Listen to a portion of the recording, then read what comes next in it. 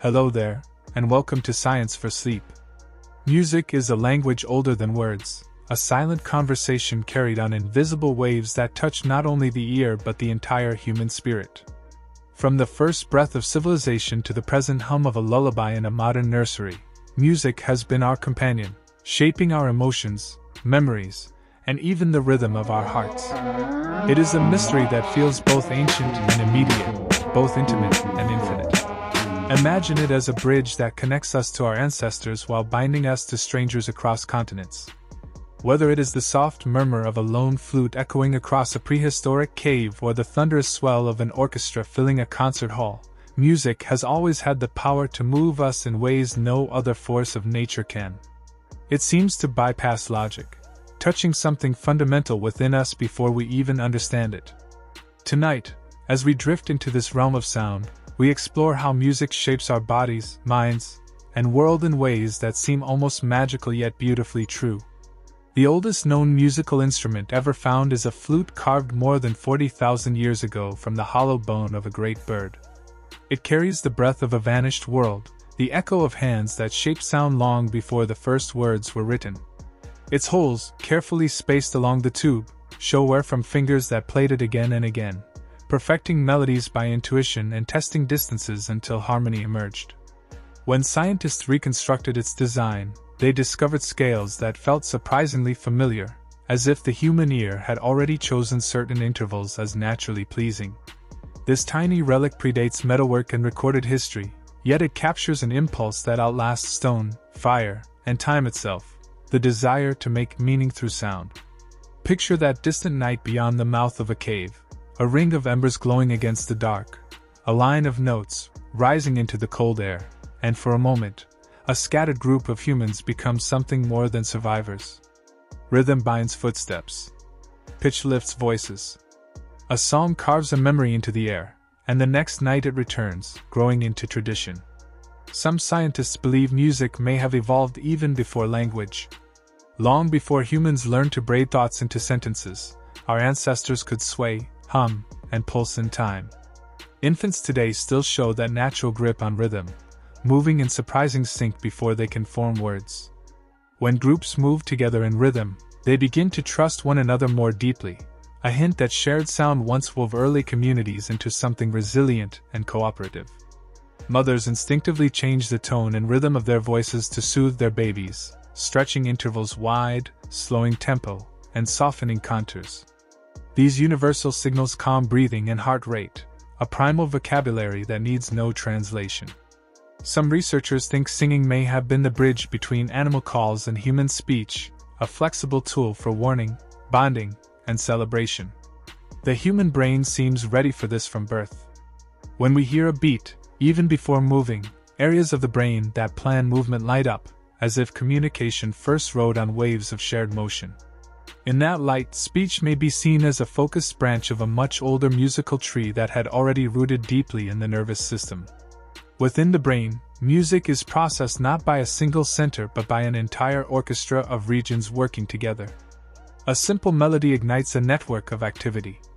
Auditory areas decode pitch and timbre, while motor regions prepare tiny rhythmic pulses as if the body is itching to tap along. The cerebellum measures timing with astonishing precision. Emotional circuits weigh tension and resolution, flooding the experience with feeling. Memory systems weave melodies into past associations, while attention centers decide which instrument or line to follow. Prediction regions silently guess the next note and reward us when the guess comes true. Even the language centers wake up, recognizing structure and order even when there are no lyrics. The insula monitors the body's reactions, chills, shivers, and the tightening in the chest that certain harmonies provoke, while reward pathways deliver pleasure when patterns fall perfectly into place. This layered choreography explains why music can make us think, move, and feel all at once. It is not a single message but a full conversation across the nervous system, a symphony inside the mind. The heart itself is drawn into this dialogue. When you listen to a steady rhythm, your heartbeat begins to quietly negotiate with it. Without any conscious effort, your body sways toward the music's tempo, breathing aligns, blood vessels adjust, even the small variations between beats begin to sync. A lullaby can slow the pulse, while a march nudges it forward. Performers use this natural synchronization to guide emotion in a room, easing tension with spacious phrasing or building excitement with driving rhythm. In medicine, this same principle is used in rehabilitation, helping patients regain coordination or assisting the heart in finding a steadier rhythm after stress. The body's deep tendency toward alignment with predictable waves, what musicians call groove, reveals how profoundly sound shapes physiology. When that alignment deepens, we feel carried, as if something outside ourselves is kindly keeping time for us. Across cultures, people largely agree on which sounds feel happy or sad, proving that some aspects of musical emotion are nearly universal. Though scales, instruments, and traditions differ widely, listeners from distant cultures still share expectations about the connection between sound and mood. Fast tempos, rising patterns, and bright timbres tend to be heard as joyful, while slow pacing, descending shapes, and darker tones feel sorrowful. Even those who have never encountered foreign music can often sort unfamiliar tunes into emotional categories with surprising accuracy. Children display this sensitivity long before cultural conditioning takes hold. It seems that evolution has laid a common foundation where certain acoustic cues map directly to emotional expressions. Lively sounds matching energetic movement, heavier tones mirroring sadness or fatigue. This shared groundwork explains why film scores move global audiences without a word and why a street musician can make strangers smile in any city. Emotions in music are always personal, yet the broad signals of joy and grief ride on patterns the human nervous system recognizes almost instinctively. Remarkably, our relationship with music begins before birth. In the final weeks of pregnancy, a baby's tiny ears are already sampling the outside world through the filter of fluid and bone. Rhythms pass through the womb. Repeated patterns can nudge the baby's heartbeat or movement. After birth, melodies heard frequently in those last months can soothe the newborn, as if the music were a familiar voice from another world. Caregivers intuitively use slow, exaggerated tones and gentle consonants that travel clearly through the womb's muffled environment. These early exposures don't teach melody or rhythm in the formal sense, but rather build comfort maps, linking sound with safety, tone with tenderness. Those early maps shape how the child's mind later reacts to music, deciding which sounds feel comforting and which feel strange. Before a baby learns to speak, a pathway for musical understanding has already been laid down. The first concert is not one of lights and applause, it is the mother's heartbeat, her voice, and the gentle rocking rhythm of the womb. Some people, gifted with a rare condition known as chromesthesia, experience music as color, a form of synesthesia where sound and sight intertwine inside the mind. For them, a violin's high note may shimmer pale blue, a trumpet may flash gold, and a cello may glow deep crimson. These colors aren't imagined metaphors but consistent perceptions, stable across years and remarkably precise. Tests have shown that individuals with chromesthesia choose the same colors again and again for the same sounds, suggesting their brains link the auditory and visual regions through unique neural pathways.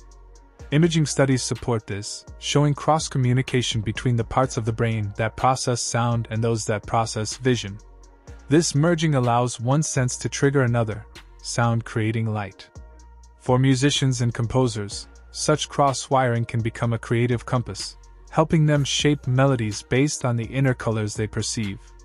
For listeners, it can turn ordinary music into something like stained glass in motion, a vivid interplay of tones and hues. Though rare, this condition offers a glimpse into something profound, that the senses are not sealed boxes but connected corridors through which information and emotion flow freely. The brain, after all, is a network built for harmony, and sometimes, in special minds, the doors between senses swing open. Beyond the science, there is a deeper truth, that music defines humanity as much as language or art. Every culture on Earth, no matter how isolated, has developed its own instruments, scales, and songs. Some use drums carved from hollow trees, others pluck strings stretched over gourds or bones, yet all share the same urge to express through organized sound. Archaeologists have found traces of ancient ceremonies where rhythm and chanting shaped community identity and spiritual connection. In temples, deserts, forests, and city streets, music has always marked the sacred moments of life: birth, love, loss, and remembrance. It has been used to rally warriors, comfort the sick, inspire prayer, and soothe infants.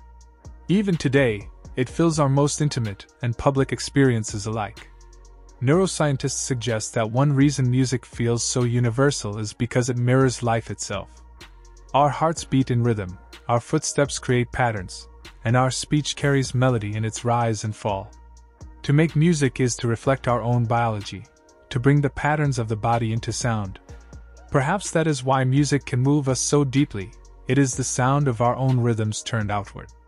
In hospitals, certain tempos can steady breathing. In therapy, song can unlock speech in those who have lost it. In classrooms, rhythm sharpens attention and memory. The boundaries between art and medicine blur when music enters, for it speaks directly to the nervous system, bypassing the filters of intellect. When we listen to our favorite songs, dopamine, the brain's pleasure chemical, surges in the same reward circuits that respond to food or love.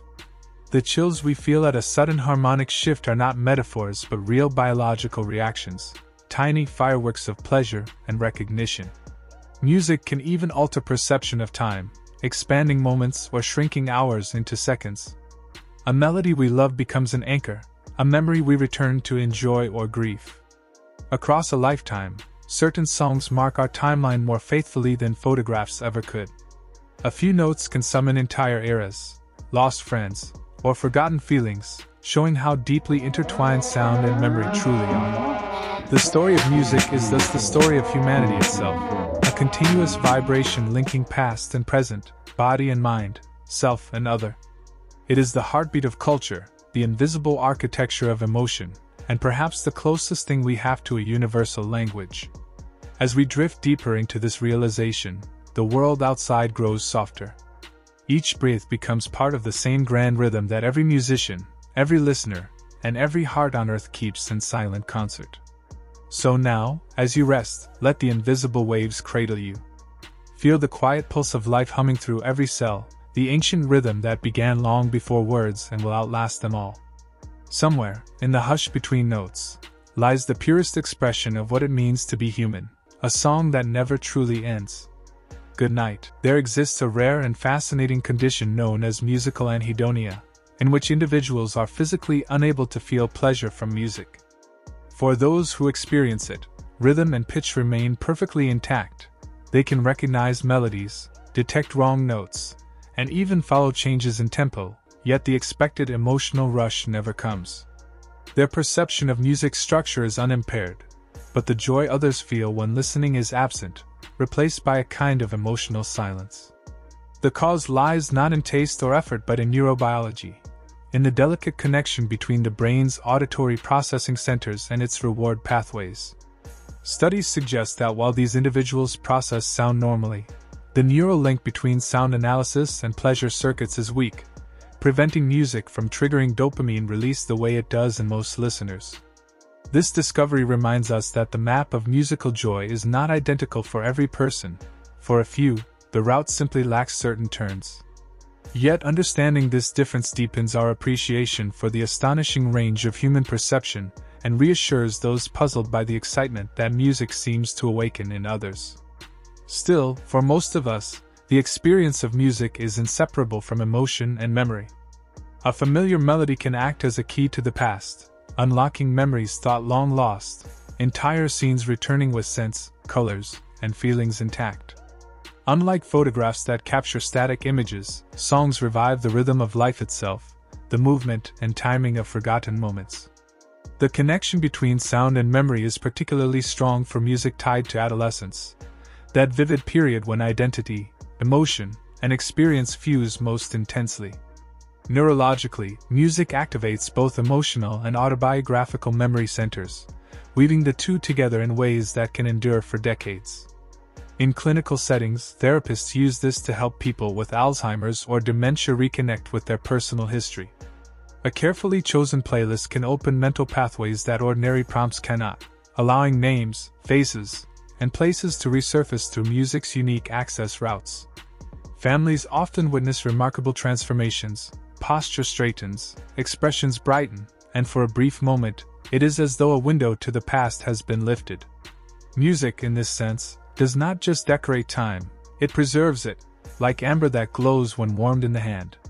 Nature, too, composes in endless variation. Birds develop their own regional dialects, distinct songs that differ from forest to coast, each shaped by environment and tradition. Young birds learn these songs by listening closely during a sensitive developmental window, imitating nearby adults until their notes match the local standard. Over generations, tiny variations accumulate, spreading within territories and creating recognizable accents that can identify origin as surely as language identifies place in humans.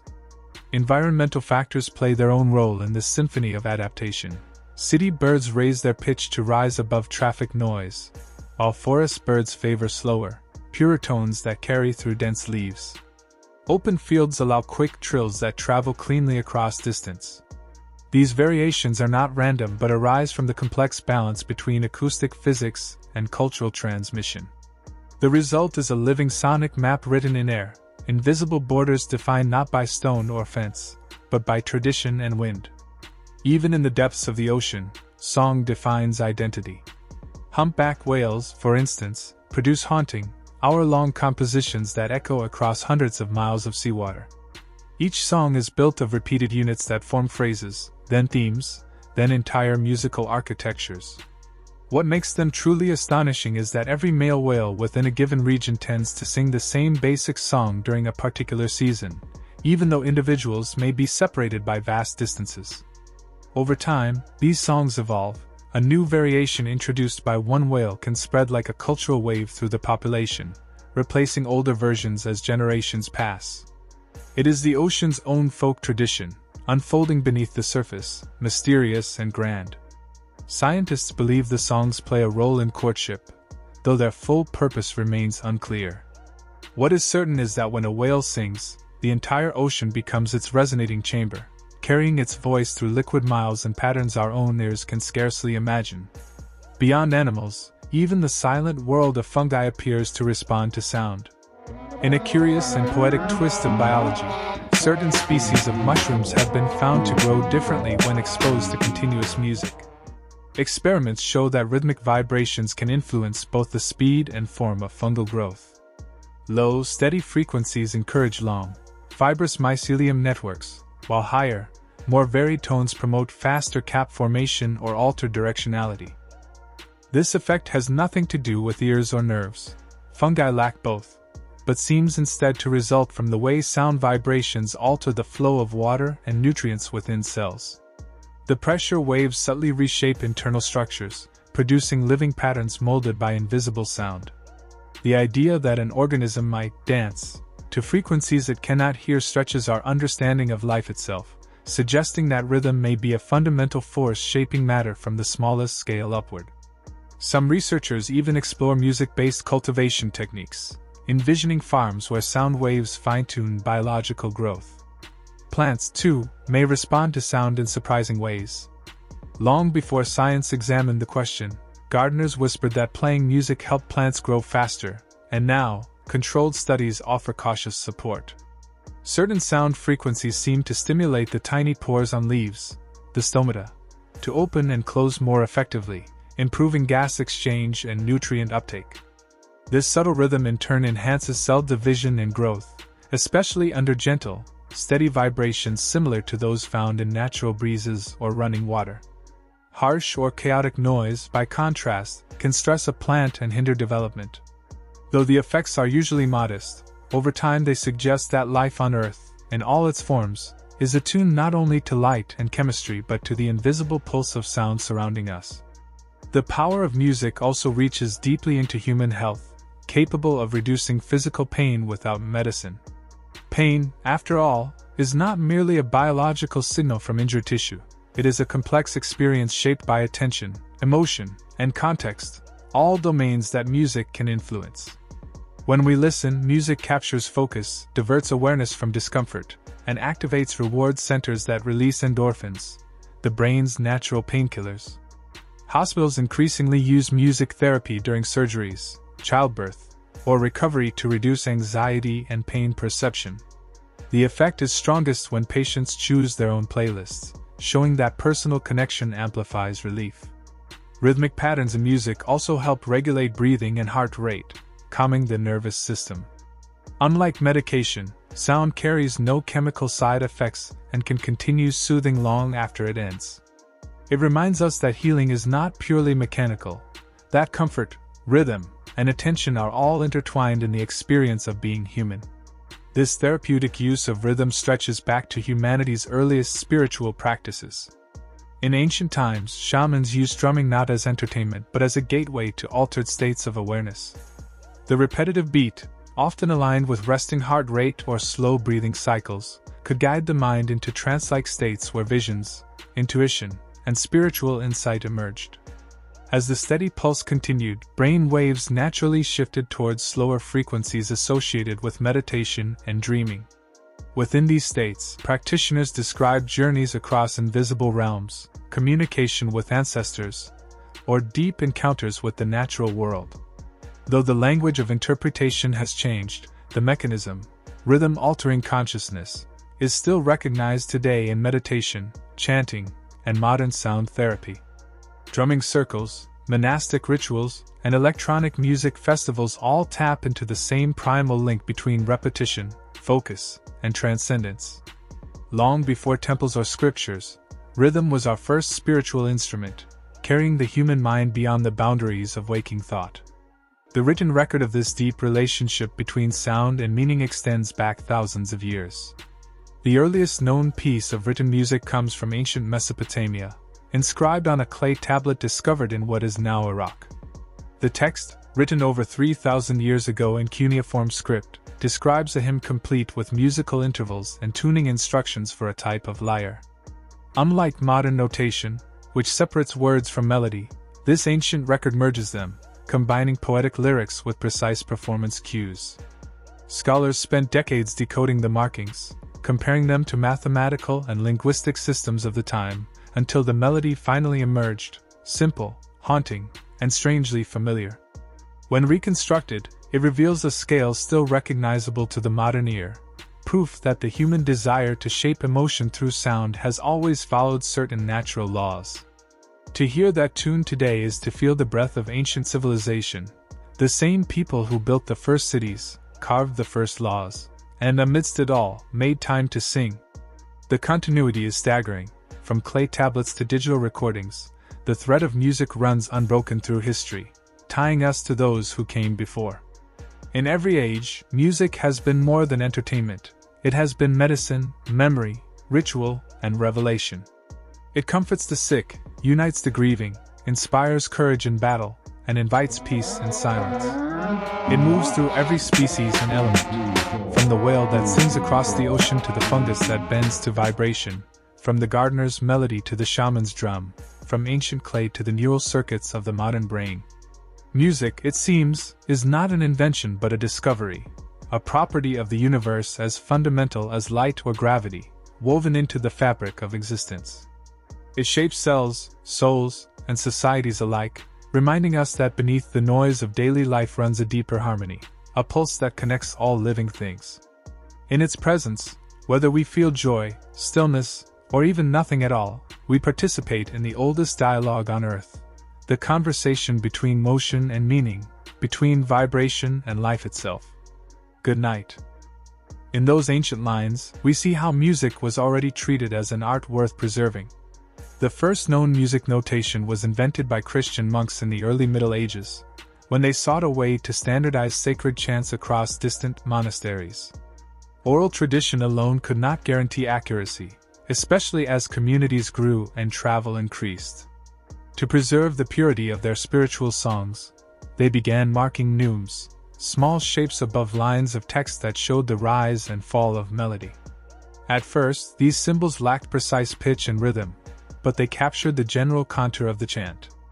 Over time, horizontal lines were added to anchor the pitch, creating the beginnings of the staff system we know today. This quiet yet revolutionary breakthrough allowed complex pieces to be shared, studied, and performed by people who had never heard them before. It paved the way for polyphony, harmony, and eventually the entire architecture of Western classical music. What began as a humble effort to keep prayers consistent became the foundation for musical literacy itself. Yet musical scales are far from universal. While many listeners are familiar with the 12-tone equal-tempered scale used in Western music, other cultures divide the octave into different numbers of steps or use flexible pitches that shift within a single performance. Traditional Indian ragas, for example, employ microtones that fall between the notes on a piano, producing subtle shades of emotion that cannot be captured by Western tuning. Indonesian gamelan orchestras use tuning systems that create shimmering intervals unfamiliar to untrained ears, producing a kind of resonant mist that floats between tones. African vocal traditions often blur the line between melody and language, using sliding tones that echo the speech patterns of their people. These differences are not errors or deviations but expressions of unique aesthetic values, emotional priorities, and the physical designs of instruments shaped by local materials. The human ear, remarkably adaptable, can learn to find beauty and meaning in any of these systems once the initial unfamiliarity fades. Exploring such scales reveals just how vast the musical imagination can be when freed from a single standard, showing that there are as many ways to organize sound as there are cultures to hear it. Among the most astonishing musical instruments in existence is the human voice itself, capable of imitating flutes, strings, drums, and even multiple notes at once.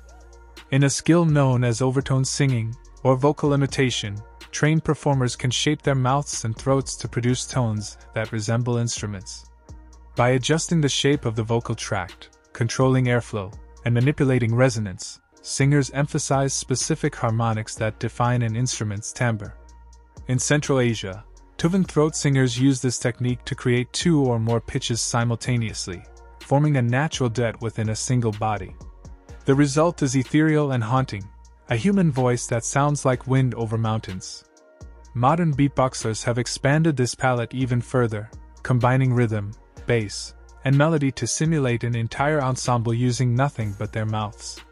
These practices demonstrate both the flexibility of the voice and the sensitivity of our perception, as the ear is easily convinced to hear instruments where there are none. In such performances, the boundary between voice and instrument becomes beautifully thin. Yet throughout history, even instruments themselves have carried meanings beyond their sound. During the early 20th century, the saxophone became a symbol of modern nightlife, vibrant, rebellious, and deeply expressive. Its smooth slides and powerful tone made it the sound of jazz clubs and dance halls, but also a target of conservative institutions that feared its sensual energy. In 1949, the Vatican issued a statement discouraging the use of saxophones in sacred music, claiming that its timbre carried secular and even sinful associations. While not an outright ban, the decree influenced church policy and shaped public opinion in many Catholic regions. Over time, however, attitudes softened, and the saxophone eventually found its way into liturgical compositions and sacred performances.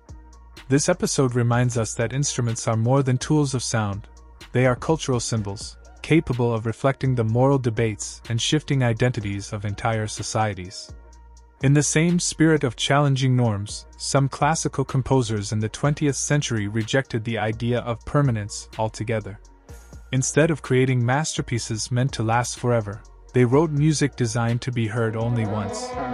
These ephemeral works used unconventional materials like melting ice instruments, paper scores meant to burn, or even instructions that the recording be destroyed after the performance. The purpose was to celebrate transience, to focus listeners on the moment itself, treating sound as a fleeting event rather than a preserved object. Audiences witnessed something that could never be exactly repeated, forming a bond of presence and awareness between performer and listener. This philosophy defied the centuries-old assumption that art must endure to have value.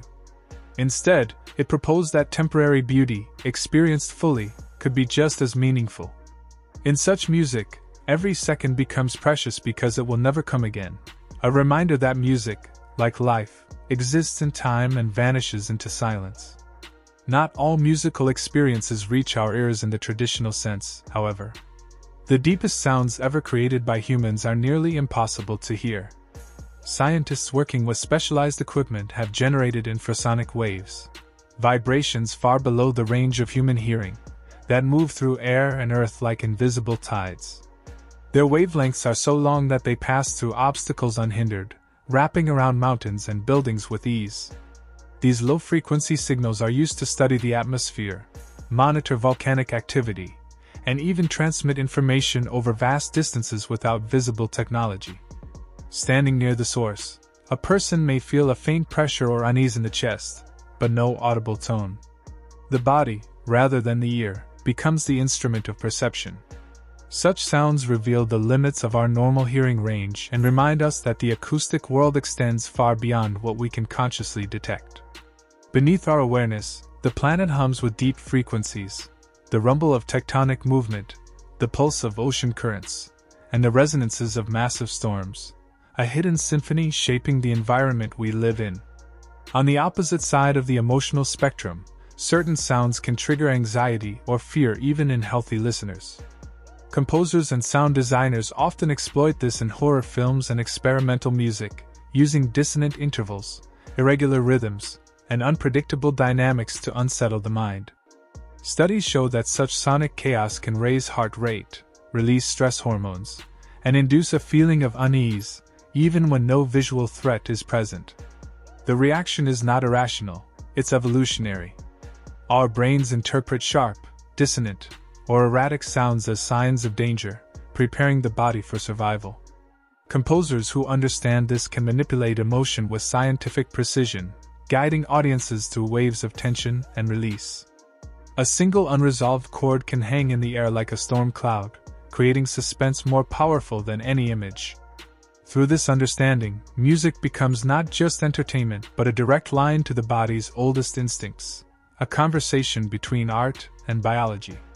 Some composers went even further, taking music outside the concert hall and into the open world. In the mid-20th century, a group of experimental musicians began creating compositions designed specifically for landscapes rather than enclosed spaces. These works relied on natural acoustics, wind, distance, and even wildlife to complete the sound.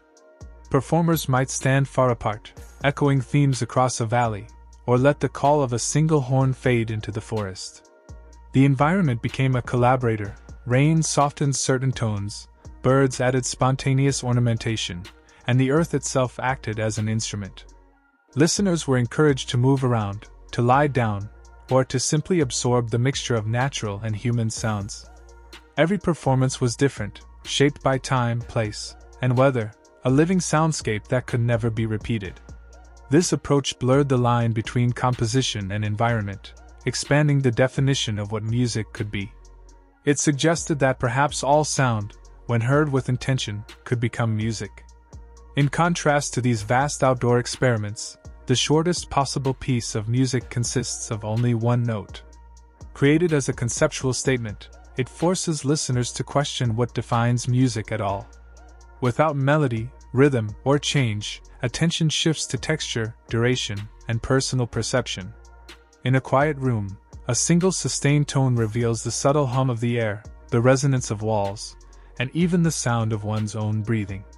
Performers exploring this piece discover that dynamics, attack, and decay can create infinite variation within apparent stillness.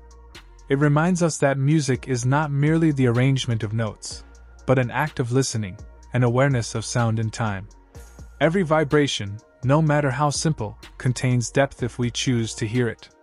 And then there are compositions that stretch this awareness beyond human lifetimes.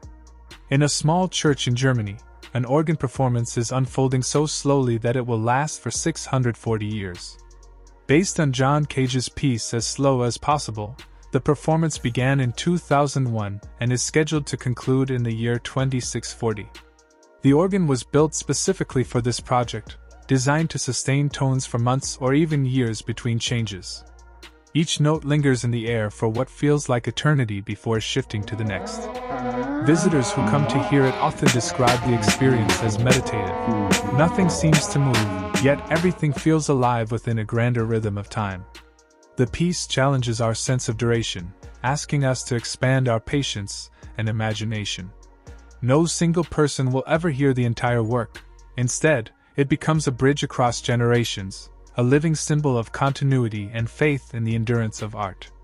It stands as one of the slowest and most profound musical experiences ever conceived, a sound designed not just for ears, but for history itself.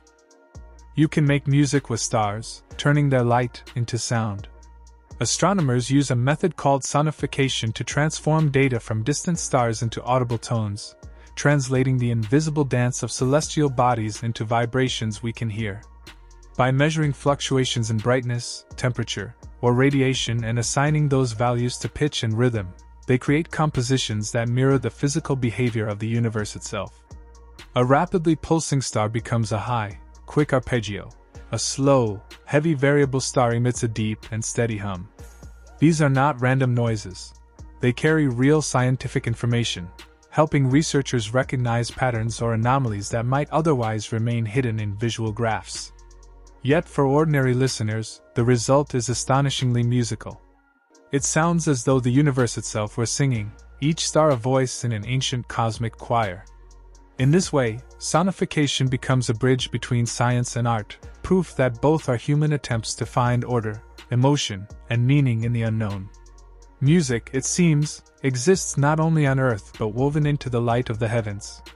Long before telescopes or electronics, people also found sacred purpose in instruments closer to the bone, sometimes literally. Archaeologists once discovered a ritual drum made from human skin in a Tibetan monastery, crafted from the preserved body of a monk who had willingly offered himself for sacred use. The drum, known as a congaling, was believed to summon spirits or focus meditation by confronting the impermanence of life.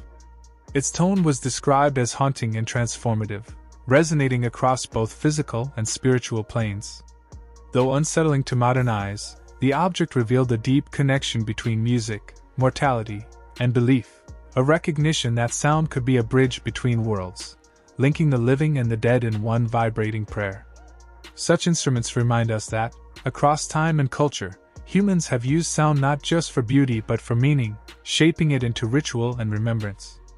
In more modern ways, music still performs miracles, even inside the human brain. Music therapy has helped people who lost the ability to speak regain their voices. When a stroke or injury damages the language centers of the brain, speech can vanish, yet singing often remains intact. Therapists use this discovery to teach patients how to reform words through melody, using rhythm as a guide and tune as a scaffold. This process, called melodic intonation therapy, recruits both hemispheres of the brain, creating new neural pathways that bypass damaged regions. Over months of practice, patients begin to replace sung phrases with spoken words until speech slowly returns. For families who have endured long silences, the first simple spoken word can feel like a symphony, a living proof that music does not just heal emotion but can rebuild thought itself. While we work to restore voices here on Earth, one particular song has been playing far beyond our skies for nearly half a century. In 1977, the twin Voyager spacecraft were launched into space, each carrying a golden record, a phonograph disc etched with the sounds of Earth. The record includes greetings in dozens of languages, natural sounds like birds and waves, and music from around the world, from Bach and Beethoven to Navajo chants and Senegalese percussion. It drifts now in interstellar space, far beyond the planets, carrying this fragile anthology of human art as a message to any civilization that might someday find it. The gesture is both scientific and poetic, a reminder that even as we explore the cosmos, we send along our songs, hoping that music might be the one universal language that speaks beyond words, beyond time, beyond the species that created it. Some instruments are designed not to imitate the human voice but to exceed it, chasing sounds that no throat could ever produce. Inventors have long sought to reach tones that feel almost supernatural. The glass harmonica, for example, aligns spinning glass bowls along a spindle, and when touched with wet fingers, it releases pure, ringing notes that seem to hover weightlessly in the air. The theremin, one of the earliest electronic instruments, makes sound without touch at all, controlled only by the motion of hands through invisible electromagnetic fields. Its eerie glides can swoop higher or lower than any human voice, creating melodies that sound like ghosts singing through radio waves.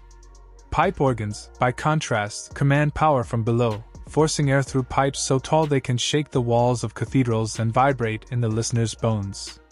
At the opposite extreme, tiny flutes and whistles can pierce the upper limits of hearing, floating in the thin air where sound begins to shimmer into silence. Each of these inventions pushes the boundaries of what sound can be, revealing that music is not confined to human anatomy but to imagination itself. Through such machines, composers explore harmonics that glimmer like light or rumble like distant thunder, extending the map of possibility into realms where biology rarely treads.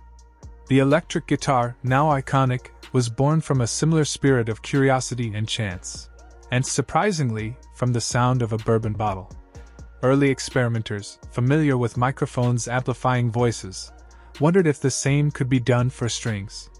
One inventor noticed the bright resonance that came from striking the rim of a glass bottle and set out to capture that ringing purity.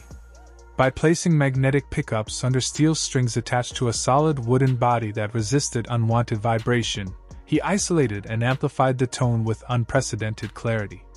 The resulting sound could be driven through an amplifier until a single pluck filled the hall, rich and endless. Suddenly, sustain, the ability of a note to linger, became something a player could sculpt.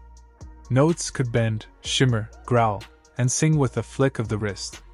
This innovation transformed the guitar into not just an instrument, but a voice for electricity itself, a bridge between mechanics and emotion. What began as an accident of resonance became the cornerstone of modern music, from blues to rock to everything electric that followed. Yet even amid such technological leaps, some composers discovered profound meaning in the opposite: silence. There are performances where silence is the main musical material, where the stage is quiet, the musicians motionless, and the audience waiting in charged stillness. At first glance, it may seem like nothing happens, but the experience transforms the listener's perception. In that frame of expectation, every cough becomes percussion, every shuffle of feet a rhythm, every faint hum of an air vent a drone. The world itself becomes the orchestra. This concept, famously embodied in John Cage's work 4 feet 33 inches, teaches that silence is never truly empty. It simply reveals the sounds we usually ignore. The lesson extends beyond the concert hall. When we stop filling every moment with noise, we begin to hear how space breathes, how time flows, and how even stillness has texture. The piece ends, but its effect lingers, turning daily life into an ongoing composition where awareness is the listener's instrument. Nature, too, composes in ways that astonish science and art alike. Researchers have discovered that certain types of mushrooms seem to produce rhythms through subtle electrical pulses that can be translated into sound. Fungal networks communicate through microscopic currents traveling along their filaments, called hyphae. When electrodes are placed on a living fungus, the voltage changes create wave-like patterns that can be mapped to musical pitches and durations. The resulting melodies, while not human compositions, exhibit structure, variation, and rhythm that respond to environmental shifts. Humidity, light, and temperature all affect the flow. As moisture increases, the pulse quickens. When light dims, it slows. Artists and biologists working together have turned these natural signals into collaborative performances between human and organism, treating the fungi not as subjects but as silent partners in the creative process. The music they make together is eerie yet serene, a reminder that life itself hums with hidden songs, even in places we never think to listen. In many ancient cultures, music also served as a measure of time. Before mechanical clocks, people marked the rhythm of their days and seasons through sound. In temples, bells signaled moments of prayer, dividing dawn from dusk. Farmers sang work songs paced to the swing of a scythe or the length of a row, ensuring that labor moved in unison. In coastal villages, horns or conch shells were blown to mark the tide's rise and fall, telling fishermen when it was safe to sail. In equatorial regions, where daylight barely changes throughout the year, melodies were used to mark seasons instead, encoding the calendar into tune.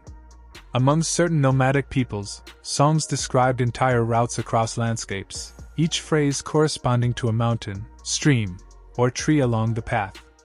To know the song was to know the way. Even today, some herding cultures use sung maps to navigate open plains, each melody unfolding across the horizon like a living clock. In all these cases, music served as a chronometer not of machines but of human connection, a way to coordinate life, labor, and ritual without numbers or dials. Time became something you could feel, something you could hum, something that tied community to rhythm, body to earth, and heartbeat to daybreak. Perhaps the most mysterious truth of all is that our brains are built to anticipate these rhythms even before they arrive. Neuroscientists have found that as we listen to a melody, our neural circuits predict what comes next, constantly modeling the next likely note, the next beat, the next harmonic shift. When our prediction is correct, the brain releases a small burst of pleasure, the familiar satisfaction of a phrase resolving just as expected.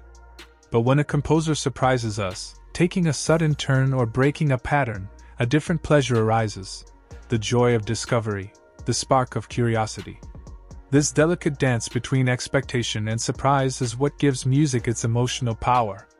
Every rhythm, every chord, every silence plays with the mind's instinct to foresee the future, offering moments of tension and release, familiarity and wonder. In this sense, music is not only what we hear but what we imagine, a constant collaboration between sound and thought, between what is and what might be. From the song of stars to the whisper of fungi, from ancient drums to electric guitars, from silence to anticipation, music reveals the unity of all things that move and vibrate. It connects the cosmos to consciousness, life to matter, and time to emotion. Whether struck from a monk's drum, encoded on a golden record, or extracted from the pulse of a mushroom, every sound carries a fragment of the same truth, that to exist is to resonate, to change, to sing in some form. The universe, it seems, is full of music. All we must do is listen. Music is a game between prediction and surprise, a ceaseless dialogue between the brain's expectation and reality. When the mind anticipates one note and hears another that cleverly defies it, curiosity awakens, attention heightens, and pleasure blooms from the unexpected. This dance between forecast and fulfillment is the heartbeat of every melody, from a mother's lullaby to the grandeur of a symphony. Studies of the brain reveal that motor regions pulse slightly ahead of the beat, as though the body were rehearsing movement before the sound arrives, a kind of subconscious choreography that makes rhythm irresistible. Composers know this secret well. They set traps and delights, weaving patterns that seem predictable, only to twist them at the last moment, giving listeners the illusion of instability while keeping them safely suspended in beauty. This same mechanism governs our daily lives, helping us interpret speech, read emotion, and move harmoniously with others. In that sense, music is the gym where the brain trains prediction through joy. The very same song can shift its emotional weight entirely when played in another key. A change of key bends the music's color, not merely its pitch. It alters the emotional chemistry between melody and instrument, between singer and listener. Lower keys invite warmth and introspection, drawing phrasing into slower, weightier gestures that feel grounded and sincere. Higher keys, by contrast, seem to open windows, letting in air and sparkle, creating sensations of lightness and flight. A simple modulation can transform a sigh into a smile. Harmonic context deepens this transformation. The same chorus that resolves gently in one key might ache with longing in another, pulling the listener between serenity and desire. History also plays a role. Certain keys carry emotional echoes from famous works, and those cultural memories tint how we hear new songs. Singers experience this physically. When a melody sits perfectly in the center of their range, a new dimension of control and expressiveness emerges. On the page, the notes are identical, but the emotional canvas changes completely with a single twist of a tuning peg. Just as pitch alters feeling, rhythm can alter physiology. Some drumming patterns, steady and patient, can synchronize with our breathing, slowing the inhale and lengthening the exhale until calm spreads through the nervous system. Others can drive the pulse faster, tightening focus and sharpening reflexes. Across the world, traditions of communal drumming have tapped into this power, beginning ceremonies or labor with breath-paced beats that align hearts, lungs, and minds into one organism. Therapists use the same principle today: hand drums to ease anxiety, rhythmic counting to control hyperventilation, faster subdivisions to prime athletes for motion. The effect works not through belief but biology. Sound, touch, and breath share neural pathways. When vibration reaches the skin and rhythm enters the ear, the chest follows. Breath becomes music, and music becomes breath. Long before computers and machines, ancient civilizations sensed a secret kinship between music and mathematics. Greek philosophers and Indian scholars alike discovered that shortening a string by half produced an octave, that dividing lengths by simple ratios yielded the pure intervals of harmony. These proportions became metaphors for justice, architecture, and even the cosmos, proof that the universe itself might be built on harmonic law. A well-tuned lyre mirrored a well-tuned society. In India and the Arab world, mathematicians mapped rhythmic cycles with astonishing precision, predicting when complex patterns would align again. Such study demanded attention and patience but also taught beauty through logic, a bridge between art and proof. To this day, acousticians and engineers trace resonance and interference through equations born of those early string experiments. Before algebra found its symbols, a plucked chord whispered that the world could be counted by ear. The piano, perhaps the grandest child of that mathematical lineage, hides more moving parts than a car engine. Lift its lid and watch the tiny ballet unfold. Each key triggers a lever. A felt hammer leaps to strike strings. Dampers lift and settle. Checks catch motion on the return. 88 keys, thousands of regulated parts, all tuned so precisely that a feather touch can produce thunder or the softest sigh. Technicians labor to align every spring and screw so that the instrument breathes like a living creature, sensitive to climate and time. Within its polished shell hides both percussion and song, a portable orchestra that ages and resonates like wood, remembering every note it has ever sung. The complexity serves a simple purpose: to make emotion mechanical, to give feeling a home in sound. Yet even this marvel of gravity-bound engineering meets its match when humans leave the planet. In orbit, the familiar rules of music bend with the pull of zero gravity. On Earth, singers rely on the downward weight of organs to support tone. Breath rises against gravity and resonance travels through grounded bones. In microgravity, fluids float toward the head, rib cages expand differently, and the sense of support transforms entirely. Astronauts who have tried to sing in space describe the uncanny ease of long phrases once the body adapts. Breath glides without resistance, though control must be relearned. Instruments, too, behave strangely. Air columns and flutes respond differently to heat and convection, and without gravity, moving parts drift unpredictably. Some visionary composers dream of music designed specifically for weightlessness, with floating choirs drifting through space, their voices merging with slow turns of the body. The performance would be part ballet, part sound sculpture, each note suspended like a planet in orbit. Gravity, it seems, has its own tempo, and when it's gone, the music learns to drift. Constraint, however, has always been the mother of invention. One composer famously wrote music using only the black keys of the piano, the pentatonic scale. Deceptively simple, it avoids half-step clashes and yields melodies that feel universal, fluid, and uplifting. With fewer dissonant collisions, each note breathes freely, and harmony emerges through spacing and rhythm rather than dense chords.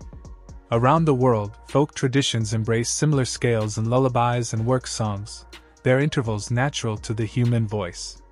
On a modern keyboard, the black keys invite glissandos that glide like rain, clusters that shimmer like bells. By narrowing choice, the composer sharpened attention. Limitation became liberation. The mind, too, is a limitless composer. Even in silence, it can invent symphonies that never existed. Memory, imagination, and emotion intertwine to produce music entirely within the skull. Earworms, those loops that replay against our will, are one side of this ability, but invention is the other. Many creators report hearing full arrangements in the half-dream before waking, rushing to capture them before they vanish. Brain imaging confirms that when we imagine sound, our auditory cortex lights up almost as vividly as when we actually hear it. Motor regions plan phantom gestures as if invisible fingers were playing invisible keys. With practice, one can refine this internal concert hall, checking harmonies, counterpoint, and phrasing entirely in thought. The discovery is profound. We don't need instruments to make music. We need attention, patience, and imagination. Family members often notice the first episodes, soft songs woven into midnight breaths, the faint hums and murmurs that rise unconsciously while the mind drifts far from waking thought. Recordings of these nocturnal melodies reveal something remarkable: structure, rhythm, and even memory for lyrics that the singer may not recall in the morning. Upon waking, the person might remember nothing or only fragments, yet the body has already demonstrated an innate sense of coordination and timing. Therapists sometimes use this phenomenon as a bridge to build confidence, reminding their patients that the potential for musical coordination already lies within them. The challenge then becomes translating the skill that surfaces effortlessly at night into the deliberate control of daylight practice, using relaxation and gradual exposure to remove the tension that hides natural talent. It is a gentle reminder that ability can rest quietly beneath layers of effort, waiting for calm to reveal what strain cannot. Among the most curious cases of sound and mind, there exists a rare neurological condition where ordinary speech transforms into song. In a few documented individuals, subtle shifts in neuroprocessing blur the line between language and melody so completely that every conversation feels as if it is set to a tune. The rises and falls of pitch, normally background elements of human speech, become so vivid that they take center stage, while the actual meaning of words fades slightly into the background. Those who experience it describe the world as if it has been scored, with every voice around them rising and falling in patterned arcs demanding attention. At first, the experience can be disorienting, complicating everyday communication that depends on quick comprehension. But over time, some learn to filter the musicality, focusing again on meaning while still sensing a quiet lyrical rhythm beneath the surface of speech. These moments reveal how the brain delicately separates language and music while keeping them intertwined, and when those boundaries blur, we glimpse the shared architecture that makes both possible. Nature, too, provides astonishing examples of rhythm and melody beyond human design. There are animals that can dance perfectly to music without a single lesson. A handful of species, including parrots, cockatoos, and even sea lions, demonstrate spontaneous synchronization to a beat, a skill once thought to belong only to humans. Certain parrots bob their heads and tap their feet in perfect time with recorded songs, adjusting effortlessly when the tempo changes, while sea lions have been observed clapping their flippers precisely in rhythm with a metronome, despite not being natural mimics of human sound. Scientists believe this rare ability is linked to the neural wiring for vocal learning, suggesting that the same brain systems that allow an animal to imitate complex sounds may also enable it to perceive and move with rhythm. In the wild, such synchronization may help with courtship displays or social bonding, while in homes and laboratories, it appears as a joyful surprise, an animal meeting human rhythm on common ground. Watching such creatures move to music reframes rhythm itself as a shared language that transcends species, reminding us that even deep within nature's variety, there is a beat that connects us. Far below the reach of sunlight, in the immense pressure and darkness of the deep sea, rhythm becomes communication itself. Many fish living in the abyss still converse, producing drumming sounds with muscles that vibrate against their swim bladders. These deep-sea choruses fill the darkness with pulses of sound, forming a hidden language that travels through water where light cannot reach. Some species gather nightly near coral reefs to create booming, rhythmic choruses that can be timed as predictably as tides, while others use sharp bursts of sound during mating rituals or territorial disputes. Because low frequencies travel far through dense water, even the smallest drumming can echo across astonishing distances. When scientists lower hydrophones into these hidden habitats, they discover entire gatherings of fish speaking through vibration, their patterns shifting with the seasons and the phases of the moon. The result is an underwater symphony of survival, a sonic clock and calendar that measures the flow of life in the dark. In this realm, music is not art, it is existence, wrapped in rhythm and necessity.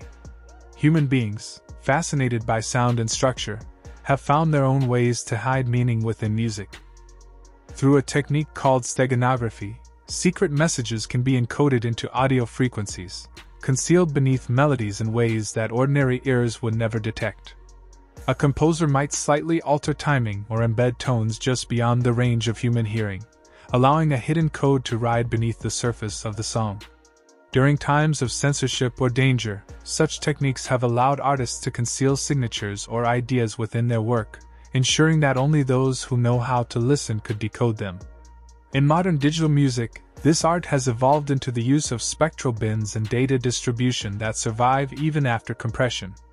The challenge lies in maintaining the integrity of the music while preserving the secret it carries, a careful balance between concealment and clarity. It is a union of acoustic psychology and code, where sound becomes both message and disguise. From hidden songs to monumental soundscapes, humans have also created instruments that dwarf imagination, some taller than buildings themselves. Deep within certain caverns lies the stalactite organ, a vast instrument built across an entire limestone cave. Instead of metal pipes, its notes are formed by ancient stone columns, each carefully shaved and tuned to produce resonant tones when struck by rubber-tipped mallets. The performer, seated at a console, brings to life the very bones of the earth, transforming geology into music. Above ground, engineers have raised wind harps as tall as towers, their strings stretched across steel frames that sing when touched by the wind. These instruments are shaped by weather instead of human hands, creating music born of air currents and chants. Some cities have even built architectural instruments, bridges, silos, and towers that vibrate like colossal drums during festivals, inviting entire communities to feel sound through the soles of their feet. Such creations blur the line between art and environment, requiring patience to build and humility to play, for the musician must collaborate with nature itself. The reward is transcendence, an experience where sound becomes landscape and music feels as vast as the earth. Not all music is fixed or repeated the same way. Some compositions are designed to change every time they are performed, defying the idea of permanence. These are open-form scores, giving performers choices in structure, sequence, and interpretation. Musicians might rearrange sections, choose which notes to play, or respond to cues drawn from the space and audience around them. Some of these works use cards with musical motifs that performers draw at random, ensuring no two renditions are ever identical. Others employ graphic notation, abstract symbols and shapes representing texture and energy rather than specific pitches, encouraging improvisation within a shared understanding. In such performances, the composer becomes a designer of possibilities, not a dictator of outcomes. Audiences learn to listen not for correctness but for process, embracing the living nature of music as something fluid and unrepeatable. With the rise of digital technology, these ideas have expanded into generative systems, programs that use algorithms, environmental sounds, and live input to weave new versions of a composition in real time. Each performance becomes a conversation between order and chaos, between structure and spontaneity. It is music that mirrors life itself, organized, but never entirely predictable. And then, there are moments when human voices unite on a scale so vast that it seems to bend the boundaries of possibility. The world's largest choir, held in the Philippines, brought together more than 100,000 singers on a single open-air stage beneath a wide and starlit sky. Students, teachers, volunteers, and ordinary citizens gathered after months of practice, their voices blending into a single breathtaking harmony. When the first notes rose, the sound rolled outward like a tide, carrying warmth and power through the night air. No microphone could capture it completely. No camera could show every face. It was not just a performance. It was an act of unity, a moment where thousands of breaths aligned toward the same melody. Listeners described feeling the vibration through the ground, as if the earth itself was humming along. Even after the music faded, the sense of connection remained, a living reminder that harmony is more than sound. It is the experience of being part of something larger than oneself. Yet music does not belong only to grand halls or vast crowds. In the quiet corners of nature, even the smallest creatures play their part in the endless concert of life. Beneath blades of grass and among leaves, countless insects perform their intricate symphonies. Crickets, katydids, and grasshoppers use a process called stridulation, rubbing specialized patches on their wings together, to produce rhythms that fill warm nights. Each species has its own distinct pattern, a specific number of chirps per second, a pulse unique enough to identify not only the type of insect but even the individual's readiness to mate. Some sing faster in heat and slower in cold, so precisely that scientists can estimate the temperature by counting the chirps. Others alter their rhythm depending on nearby rivals or lurking predators, adjusting tone and tempo like cautious composers. To human ears, the sound may seem simple, a background chorus to summer evenings, but to insects, it is a coded network of signals, a living map of opportunities and threats. Every pause carries meaning. Every note is a declaration. Across millennia, humans have recognized in these natural songs a reflection of their own instinct to express and connect through sound. Some tribal songs, passed orally from generation to generation, are believed to be more than 10,000 years old, living records of memory, place, and ancestry that predate writing itself. These melodies, still sung in parts of the world today, carry not only words but the emotions and rhythms of those who first found music in breath and heartbeat. They remind us that to make sound is to declare life, to carve a pattern of existence into the air. Whether it is the unconscious hum of a sleeper, the coded pulse of a fish in the dark, the steady chirp of an insect, or the swelling chorus of thousands, all of it belongs to the same universal rhythm, the quiet conversation between life and sound that has always surrounded us, waiting for anyone who slows down enough to listen. Family members often notice the first episodes, observing how the quiet hum of ordinary life begins to change as the mind drifts into hidden rhythms of sound and silence. When the guess is wrong in a clever way, surprise sparks curiosity and attention, and this gentle dance between forecast and result becomes a pattern as ancient as the heartbeat itself, constant from lullabies to symphonies.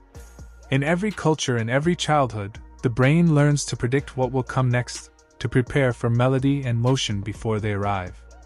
Imaging studies show that the motor regions of the brain pulse slightly ahead of each beat, as if the body is preparing to tap before the sound reaches the ear. Composers, knowingly or not, play with this bias, creating small traps and delights for the listener, setting up patterns that seem inevitable, then turning them just in time, letting the floor shift beneath the imagination but never letting it fall.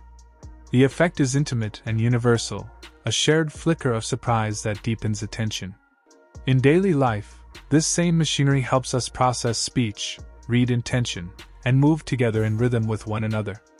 Music, then, is not just art but exercise, a gym where prediction trains with joy, where pattern and pleasure rehearse the mind's coordination with the world. The same melody can stir completely different feelings depending on the key in which it is played. Transposing a tune does more than shift pitch, it bends emotional color. A melody in a lower key feels grounded and warm, encouraging slower phrasing and thicker texture, while the same melody lifted higher invites brightness, air, and the shimmer of energy. Harmonic context deepens this change. A chorus that resolves softly in one key might bloom with yearning in another, its chords grazing richer overtones that subtly alter the emotional light. Cultural memory adds its own layer. Certain keys are tied to iconic songs or moments, and echoes of those associations tint everything that follows. Singers know this intuitively. A key that sits perfectly within their vocal range unlocks nuance and color impossible elsewhere. The notes may be the same on paper, yet their shape, weight, and emotional seams shift with a single turn of the tuning peg, revealing how fragile and alive the architecture of music truly is. The same delicate influence extends beyond pitch and harmony into rhythm and breath. Certain drumming patterns can change your breathing rate almost instantly because breath itself is rhythm. When a steady beat plays near the body's resting heart pace, listeners unconsciously align their inhalations and exhalations to match. A gentle pattern grouped in 2s or 3s can guide the diaphragm into deeper, slower cycles, calming the nervous system without words or willpower. It's why emergency responders use measured counts to ease hyperventilation, and therapists in anxiety treatment employ soft hand drums to support breathing exercises. Athletes, on the other hand, warm up with sharper subdivisions that prime quick oxygen exchange and focus the body for motion.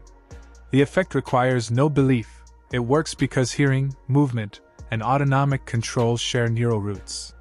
When the skin senses vibration and the ear locks onto a pulse, the chest and breath naturally follow. Across cultures, communal drumming often begins with these breath-paced rhythms, not only to unify a group but to ready the body for ceremony, labor, or dance, weaving physiology into sound. Ancient civilizations, long before the language of physics, treated music as a form of mathematics. In early Mediterranean schools, students learned ratios not through numbers but through listening. A string shortened by half sounded an octave higher. A 2-to-3 ratio created the perfect fifth, 3-to-4 the perfect fourth. These relationships became metaphors for harmony in architecture, politics, and astronomy. Philosophers drew parallels between musical consonance and civic balance, imagining that well-tuned governance resembled a well-tuned chord.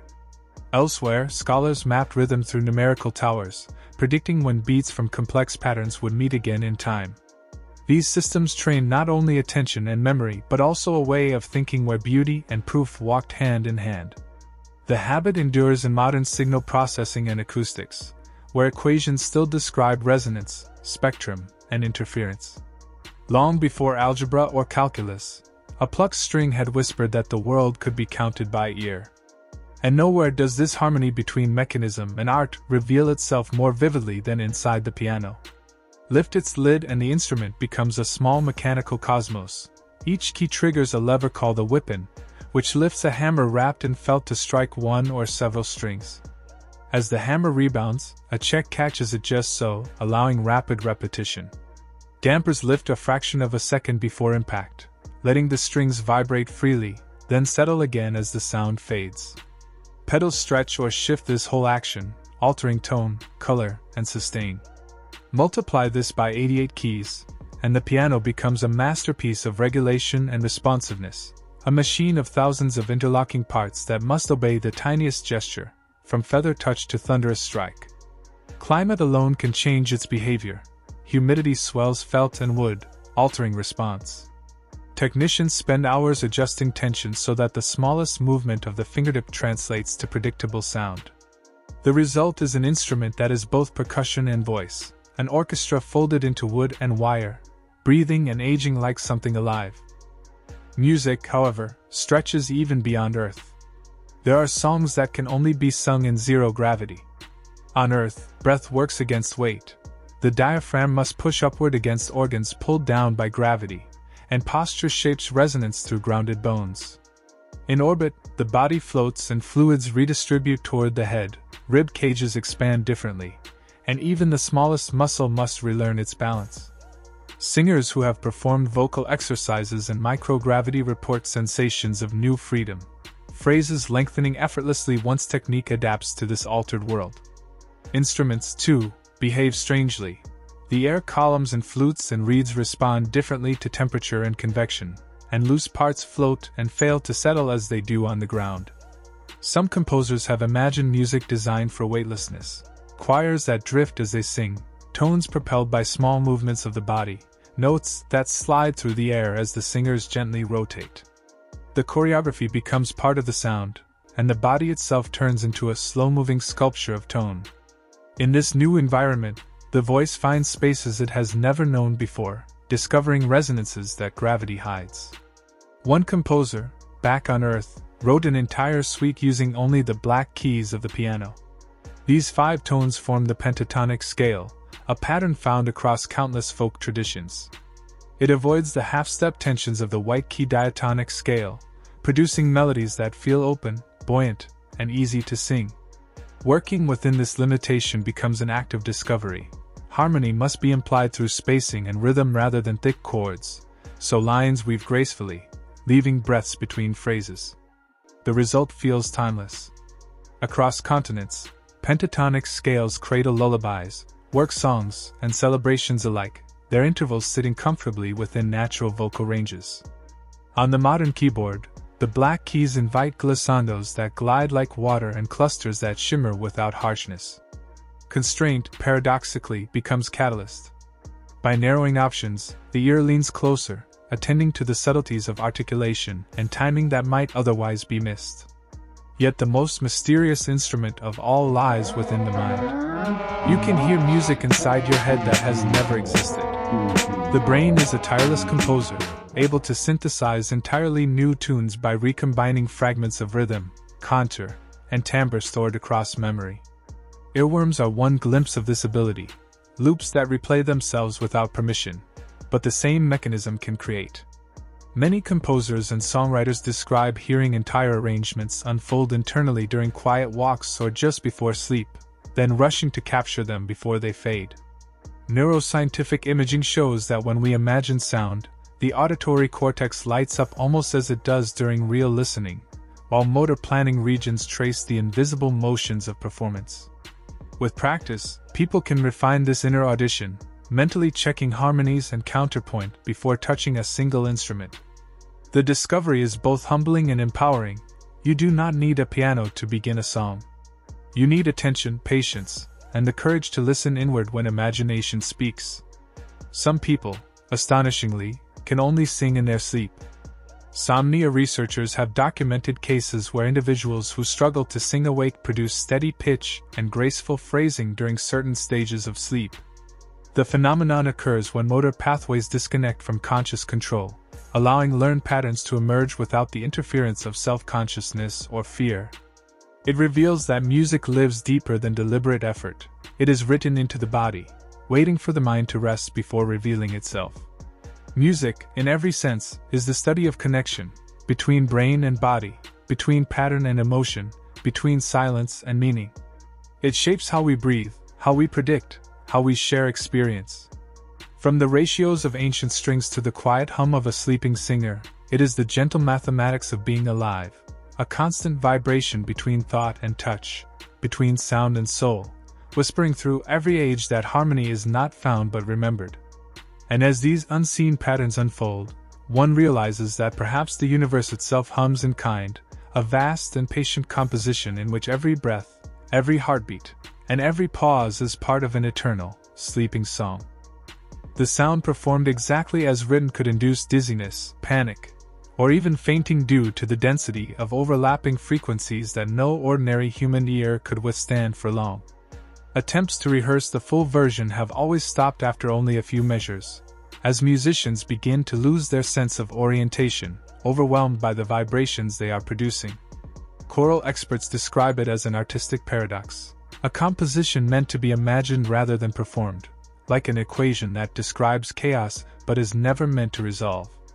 The score still exists, preserved on paper, but the song itself remains imprisoned in theory, never to be heard in its complete form. Some instruments, by contrast, are played not by hand but by thought alone. Through the advances of brain-computer interfaces, scientists have developed systems that allow paralyzed patients to create music using nothing but their neural signals. Electrodes placed upon the scalp, or in some cases directly on the brain's surface, can detect the faint patterns associated with imagined motion, rhythm, or pitch. These signals are translated by a computer into sound, allowing users to compose or perform without any physical movement. Early versions of these mind-controlled instruments were primitive, limited to single tones or slow pulses, but modern designs can now create chords, complex melodies, and even expressive shifts in tempo or volume. Musicians suffering from degenerative diseases have used these systems to continue their art long after their bodies could no longer cooperate. The instruments are invisible, but the music they produce is real. In a very literal sense, the human mind becomes the instrument itself. Music can also heal the brain after trauma. In cases of stroke, brain injury, or degenerative disease, the structured rhythm of music therapy has shown astonishing results in helping patients recover lost abilities. Rhythm reactivates motor circuits, helping people relearn how to walk or move their limbs in coordination with a beat. Melody stimulates the same regions of the brain used for speech, allowing language to return when words alone will not. Harmony elevates mood and motivation, providing strength for the long process of recovery. Unlike most other therapies, music activates both hemispheres of the brain at once, building bridges across damaged regions and reawakening dormant networks. Even when memory fades or reasoning grows dim, the ability to respond to music often remains intact. In that preserved space, healing begins. What medicine cannot always reach through force, music can reach through resonance.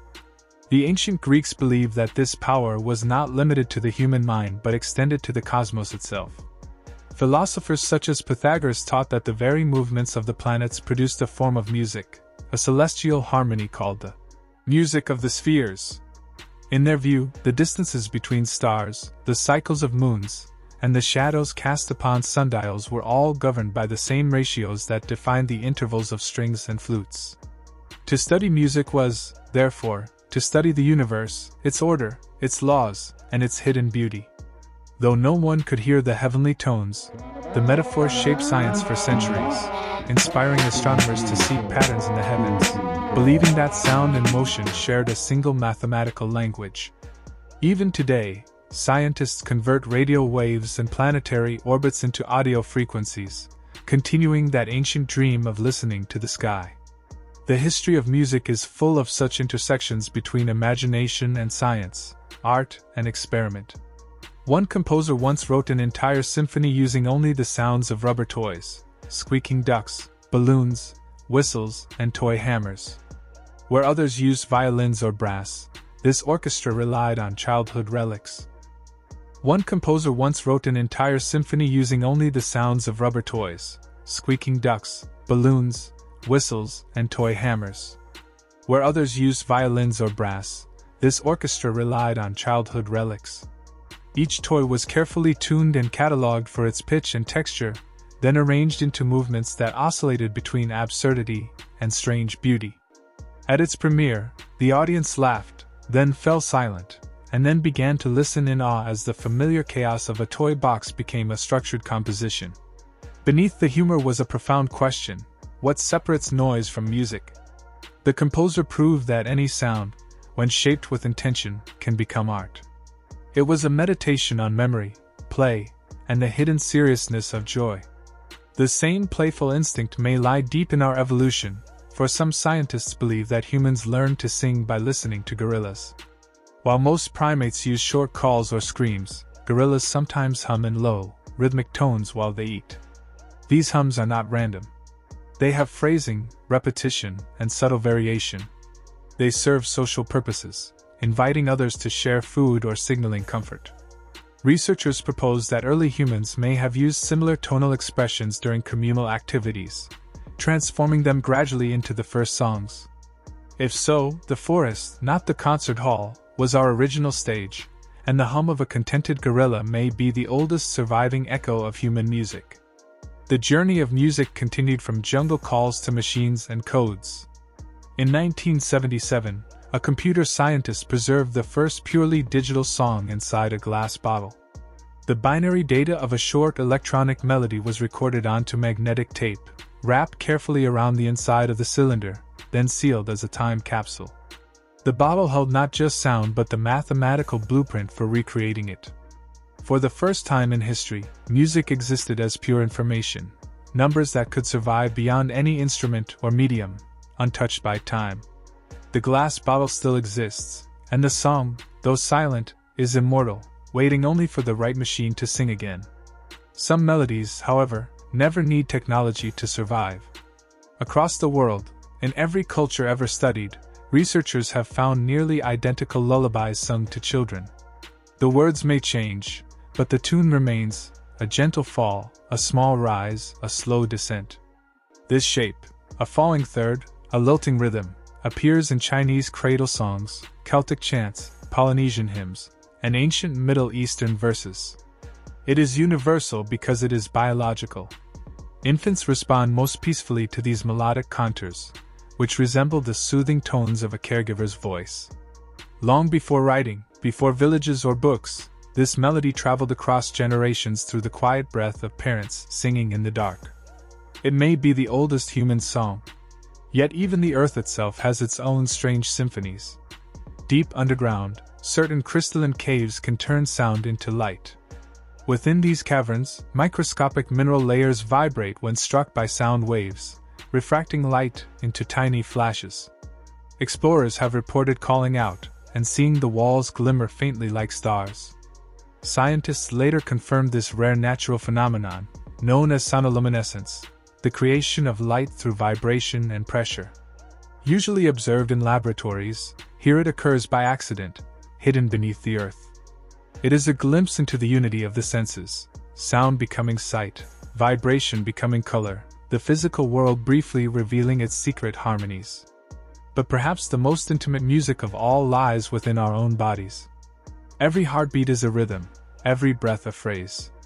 With sensitive microphones or medical sensors, scientists can record the subtle pulses created by blood moving through veins and arteries. These vibrations, when amplified, form slow, steady patterns that reflect not only the heart's tempo but emotional state. Stress quickens the beat, calm slows it. Some sound artists have captured these hidden internal rhythms and woven them into compositions, blending electronic textures with the deep, organic throb of living tissue. The result is haunting, like listening to life itself. No two people's vascular rhythms sound alike. Each is a personal signature written in motion and sound. Musicians who have explored these bodily symphonies often describe a feeling of awe, as though the body is both performer and instrument, playing a continuous, unconscious song. It reminds us that music is not something separate from nature or humanity. It is the pattern that binds both together. From the inaudible harmonies of space to the pulsing blood within, everything vibrates, and in those vibrations lies meaning. Even silence, when truly listened to, has a pulse. In quiet rooms, if one listens long enough, faint tones emerge, air moving, lights humming, distant footsteps resonating through walls. The world is never truly still. In that sense, the unplayable score that induces fainting and the lullaby that calms a child are part of the same continuum, an infinite field of sound, some heard, some imagined, all connected. Music is the bridge between matter and mind, between what can be measured and what can only be felt. It heals, it communicates, it endures. And as you imagine these hidden harmonies, the unseen choirs of caves, the neural symphonies of the paralyzed, the lullabies carried through time, let the thought settle softly, that everything, everywhere, is quietly singing. A body is not just a carrier of rhythm, it is rhythm itself. That is why the idea of turning the pulse into music resonates so deeply within us. It reminds us that every human being is already an instrument, even in silence. In Sweden, where winter transforms the world into a frozen cathedral, there exists a structure made entirely of ice that plays music when you touch it. During those long, crystalline months, temperatures drop so low that water becomes a sculptural medium, clear, solid, and sonorous. Inside one frozen hall, musicians step onto a stage built entirely from ice and begin to play instruments carved from the same substance. The tones that emerge shimmer through the cold air like light refracted through glass, each note trembling and crystalline. Every block of ice is carefully chosen for its acoustic character. Longer pieces vibrate with deep resonance, while thinner ones ring bright and bell-like. Audiences sit wrapped in thick blankets, watching their breath curl into clouds as the melodies unfold. Unlike wood or metal, ice responds to its surroundings. It reacts to temperature, touch, and even the warmth of a performer's hands. A slight rise in heat can shift the pitch or cause cracks that change the sound entirely. The performance is fragile, transient, and alive. The stage itself melts back into water by spring, leaving no permanent trace. The musicians do not seek to preserve their sound. Instead, they release it into the moment, offering it to the air, to time, to impermanence itself. Some performances are not meant to be repeated or recorded. They are meant to be experienced, then released, much like the changing of seasons. Science, too, has shown that music shapes perception far beyond hearing. Studies reveal that it can even alter how we taste. Taste, once thought to be merely chemical, the simple meeting of tongue and ingredient, is now understood as an act of perception shaped by the senses working together. When one sense is heightened, the others shift in response. In controlled experiments, volunteers were asked to eat identical foods while listening to different types of music, and the results were astonishing. When they listened to high, light melodies, food was described as sweeter. Deep, slow tones made identical dishes seem bitter. Fast rhythms made meals feel exciting and lively, while slow, ambient sounds stretched time, making portions seem larger and more filling. These discoveries have transformed how chefs and even scientists understand flavor. Some restaurants now pair their dishes not just with wine, but with carefully composed soundscapes that enhance texture, aroma, and taste. Airlines, facing the dulling effects of low cabin humidity and reduced smell sensitivity, have begun designing in-flight playlists to subtly improve the flavor of meals. The science behind this sensory connection is called cross-modal perception, the mind's ability to weave different sensory channels into one unified experience. The brain does not treat sound, taste, touch, and sight as separate, it blends them into a tapestry of meaning. Food becomes memory, sound becomes flavor, and music becomes part of the recipe of perception itself. Music's influence on the mind extends even further. Some sounds, under certain patterns, can cause vivid hallucinations, without any drugs or chemicals at all. When tones repeat in hypnotic cycles, when harmonics overlap in unexpected ways, the brain's sensory boundaries blur. Listeners in quiet or dark rooms sometimes report seeing colors, moving shapes, or dreamlike images conjured entirely by sound. These visions are not signs of disorder but reflections of the brain's deep interconnectedness, where the auditory and visual cortices spark in unison. Ancient traditions understood this long before neuroscience gave it language. Shamanic drumming, throat singing, and overtone chanting all use rhythmic repetition to induce trance, transporting participants to imagined landscapes of floating, flying, or transformation. In modern times, composers have continued this exploration, creating layered sonic environments and spatial audio designed to evoke visual experience. Through the careful shaping of frequency and rhythm, they invite the listener to witness music as a form of internal cinema, sound becoming image, rhythm becoming movement within the mind's eye. These experiences prove that perception is never fixed. It is a dance of the senses, each step reshaping how we experience the world and ourselves. Even history's most famous musicians have explored sound beyond the human ear. The Beatles, at the height of their experimental era, once recorded a song that only dolphins could hear. In a session filled with playful innovation, they used oscillators that emitted frequencies far above the human hearing range, but perfectly audible to dolphins and some dogs. They layered these hidden tones into a short instrumental track, a secret conversation between humans and another species. Though the piece was never officially released, it opened a window into an astonishing idea: that music could be composed for beings other than us. In the years since, artists and scientists alike have carried this idea forward, creating bird symphonies, whale duets, and ultrasonic compositions for bats and elephants. Marine biologists have found that these musical experiments are not just whimsical, they can reveal how animals think and communicate. When humans craft melodies that mirror the songs of whales or the calls of birds, they enter a wider acoustic world, one that transcends species and language, one shared by countless living voices across the planet. This idea, that sound connects us to the universe, has inspired more than earthly experiments. One modern composer, fascinated by the hidden harmonies of the cosmos, set out to rewrite the sound of the universe itself. He collected radio emissions from distant stars, pulsars, and nebulae, signals far beyond our hearing, and translated them into tones within the human range. Then, using orchestral instruments, he arranged these stellar frequencies into a vast, symphonic map of space.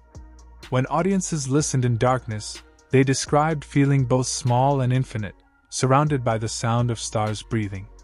It was not science but poetry, an emotional translation of the cosmos. The composer's goal was not to measure or prove but to make the incomprehensible felt, to give shape to wonder. He called it a reminder that humanity is not alone in silence but surrounded by a universe full of music we have yet to learn to hear. This cosmic harmony also exists closer to home, in the deep hum of the planet itself. The Earth rotates so slowly that its fundamental vibration is far too low for human hearing, yet through mathematical scaling, that frequency can be raised into the audible range. Musicians have taken that number, the frequency of Earth's rotation, and tuned their instruments to its harmonics. The result is sound that seems to pulse with the turning of the world. Notes resonate not just with emotion, but with the physical rhythm of the planet beneath our feet. Those who listen describe a sense of calm and connection, as though the music mirrors something ancient and familiar within. This practice is not mystical but mathematical. It follows the same harmonic laws that govern every octave and scale. By aligning melody with planetary motion, musicians transform physics into art and remind us that we, too, are part of the grand vibration of existence. A rhythm that began long before our first heartbeat and will continue long after the last echo fades. Music's influence extends even to the perception of time. Inside the brain, an internal metronome ticks constantly, counting the intervals of existence. When music enters this system, it bends our sense of duration. Fast, rhythmic beats can make hours feel like minutes, while slow, ambient tones stretch seconds into eternity. This temporal illusion shows that our experience of time is not absolute. It flows with emotion, memory, and sound. The steady repetition of rhythm soothes the brain, synchronizing it with external pulses, while unpredictable shifts create excitement or tension. It is why a heartbeat quickens during a crescendo, why silence between notes feels longer than it truly is, and why a favorite song can make us feel as though time itself is singing along. Through every era, humans have sought to translate life into rhythm. The ice musicians of Sweden capture the fleeting beauty of impermanence. The sensory scientists reveal that sound can sweeten taste and reshape perception. The composers of trance, tradition, and cosmos transform vibration into vision. And the planet itself, turning beneath us, hums the deepest of all songs, a sound we cannot hear, yet somehow feel. Music, in its countless forms, reminds us that existence is not static but rhythmic, not silent but resonant. From the beating of our hearts to the rotation of stars, everything moves in patterns of vibration. We do not merely listen to rhythm, we are made of it.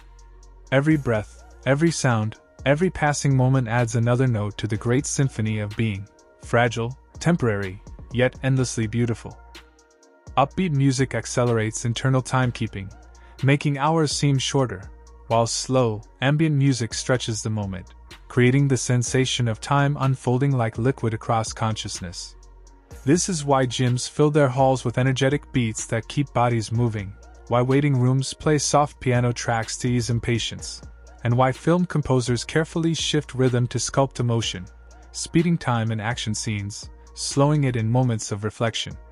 Music is not merely sound, it is a sculptor of experience.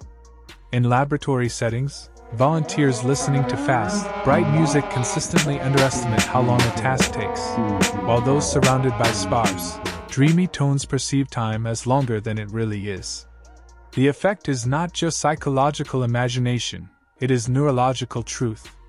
Time itself is elastic, and music is one of the unseen hands that stretches or compresses it. Beneath the audible world lies another hidden layer, infrasound, so low in frequency that it escapes the human ear but not the human body. These deep vibrations travel through walls, air, and flesh, reaching the lungs, skin, and gut. When people are exposed to infrasound, they often report chills, dread, or the eerie feeling of a presence nearby. Many haunted house stories may originate not from ghosts but from the physics of low-frequency resonance. Old cathedrals, tunnels, and machinery can produce infrasound naturally through wind or vibration. Scientists once tested this by introducing infrasound generators into concert halls, asking audiences to describe their feelings during performances. When the deep pulses began, listeners felt anxiety, sorrow, and even an inexplicable sadness. When the tones stopped, the sensations vanished. It was not belief, but biology. The nervous system reacting to vibrations that bypass the ear and speak directly to ancient survival instincts, the same ones that once warned our ancestors of distant thunder or approaching earthquakes. What feels like haunting may simply be the voice of the earth itself. While humans sense the unseen through vibration, some birds demonstrate the power of constant reinvention through song. Certain sunbirds and marsh wrens rewrite their entire musical vocabulary every year, learning dozens of new melodies with each breeding season and abandoning the old ones. This astonishing ability requires a flexible, adaptable brain that continues to learn throughout adulthood, a rarity in the animal kingdom. The new songs serve multiple purposes. They display vitality to potential mates, mark territories to warn rivals, and keep the forest's acoustic landscape dynamic so that predators cannot memorize calls. The forest becomes a classroom, each bird both student and teacher in a constantly evolving symphony. Their songs weave through the trees, shaping an ever-changing score that vanishes each winter, only to be reborn again with the first warmth of spring. For these creatures, music is not a tradition passed down but a living act of reinvention, a melody of survival and renewal. Humans, too, explore the nature of sound and silence in their search for understanding. In one museum stands a room unlike any other, a chamber so silent that it swallows every sound you make. This anechoic chamber is lined with thick foam wedges that absorb echo and reflection, creating a space where sound seems to vanish. When someone enters, footsteps make no noise. Words dissipate before they reach the ear. The stillness is so complete that visitors begin to hear the workings of their own bodies. The soft click of saliva, the rhythmic hiss of breath, even the faint pulse of blood in their ears.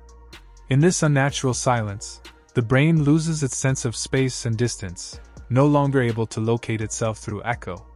Some people cannot stay inside for more than a few minutes before dizziness or anxiety sets in. The chamber is designed for testing microphones and equipment free from interference, yet it also reveals something profound. Silence, far from peaceful, can feel alien. Humanity evolved in a world of reflection, wind, and rustle. Remove that backdrop and the mind, desperate for sound, turns inward. In extreme quiet, the brain begins to hear its own electrical murmurs, translating inner signals into phantom tones. Visitors report faint hums, rhythmic tapping, or whispering that seems to emerge from within. These are not hallucinations but the body's own music, revealed when all else is still. Musicians sometimes seek such chambers to recalibrate their hearing, rediscovering how sound arises from the void. In that depth of quiet, one learns that silence is never truly empty. It is filled with the invisible symphony of life itself. Music, on the other hand, touches the deepest systems of the body.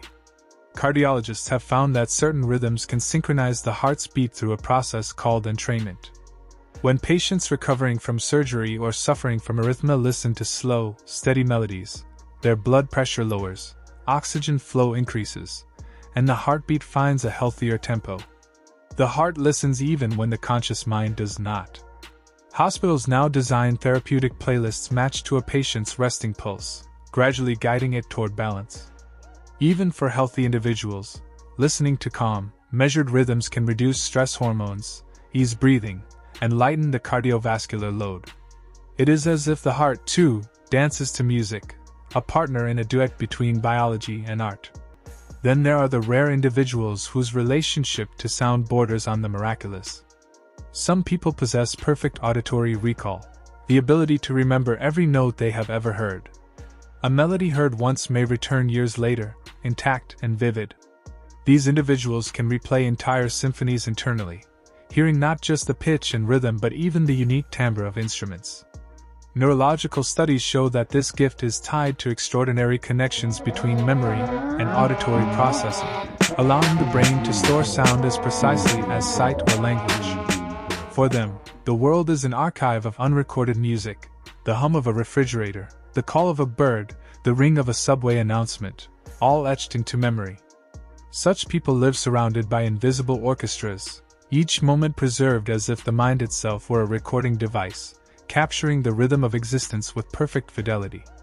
Across time, humanity has always sought to preserve sound. The oldest recorded song in the world, carved over 3,000 years ago into a clay tablet from ancient Mesopotamia, still speaks through the ages. Etched in cuneiform, it contains musical notation for a hymn dedicated to a goddess. Archaeologists and linguists reconstructed its scale and melody using replicas of ancient lyres, discovering that it follows intervals still recognizable in modern music. Its gentle, ceremonial tempo suggests it was played in devotion, perhaps beneath temple firelight. When modern musicians perform it, the notes seem to bridge centuries, proving that melody can endure longer than empire, that clay can hold memory where paper would crumble. Music, in this way, becomes a vessel of continuity, a message from hands long vanished, carrying emotion across millennia. But music's power is not limited to memory or emotion, it reaches into ethics and empathy.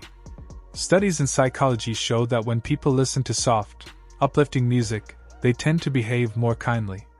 Participants exposed to harmonious, gentle soundscapes were more likely to donate money, share food, or help strangers. The brain's empathy networks, activated by consonance and rhythm, mirror the emotional tone of the music.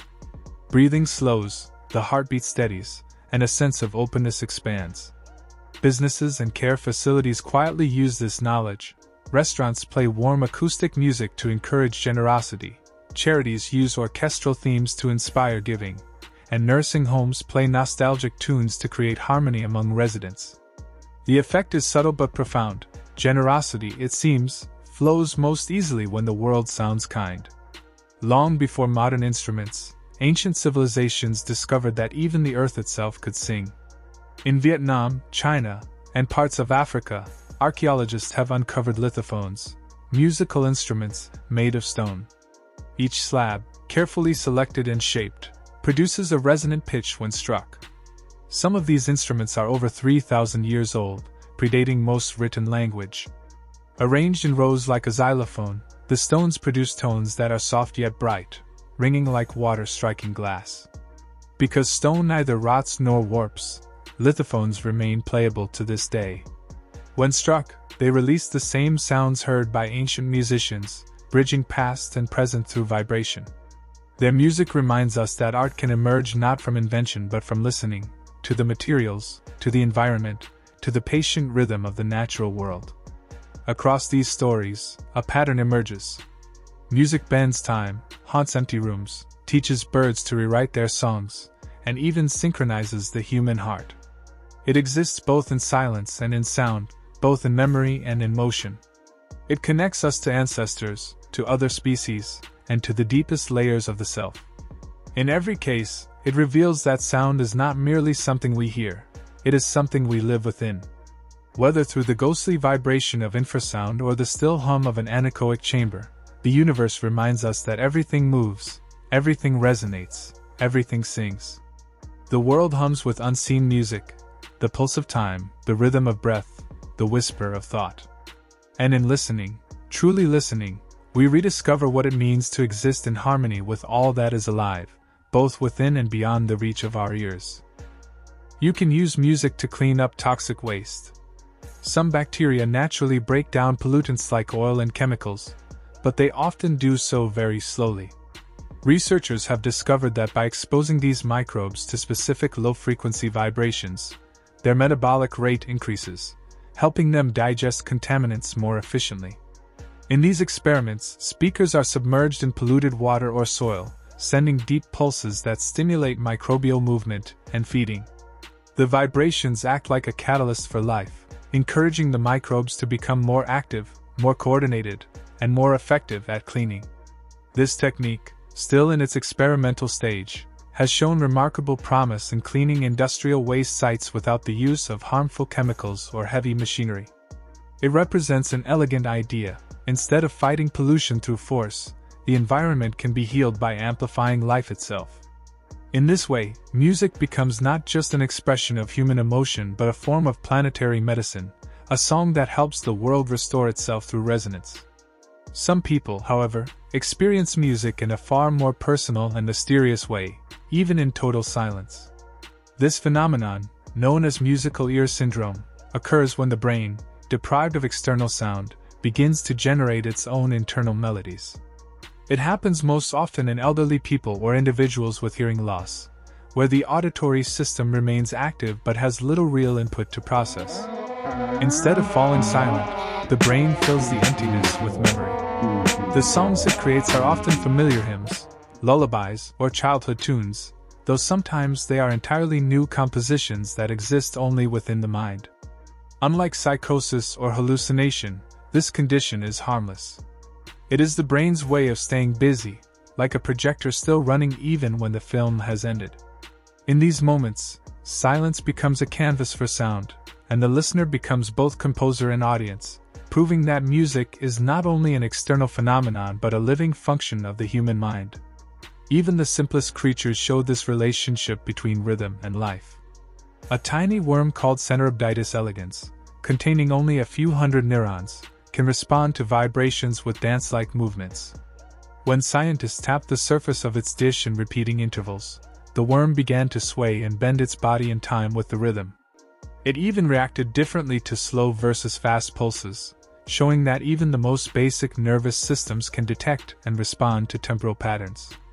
This discovery suggests that rhythm perception did not begin with humans, birds, or mammals. It may be a fundamental property of life itself, rooted in movement, vibration, and the environment long before complex brains evolved.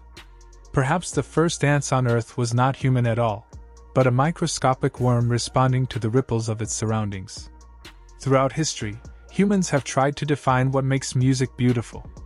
Across centuries, philosophers, mathematicians, and artists have searched for patterns behind the emotional power of melody. Recently, mathematicians and cognitive scientists have uncovered something astonishing. Music that feels emotionally rich and aesthetically pleasing tends to follow certain mathematical relationships between tone, rhythm, and harmony, patterns similar to those found in nature, architecture, and geometry.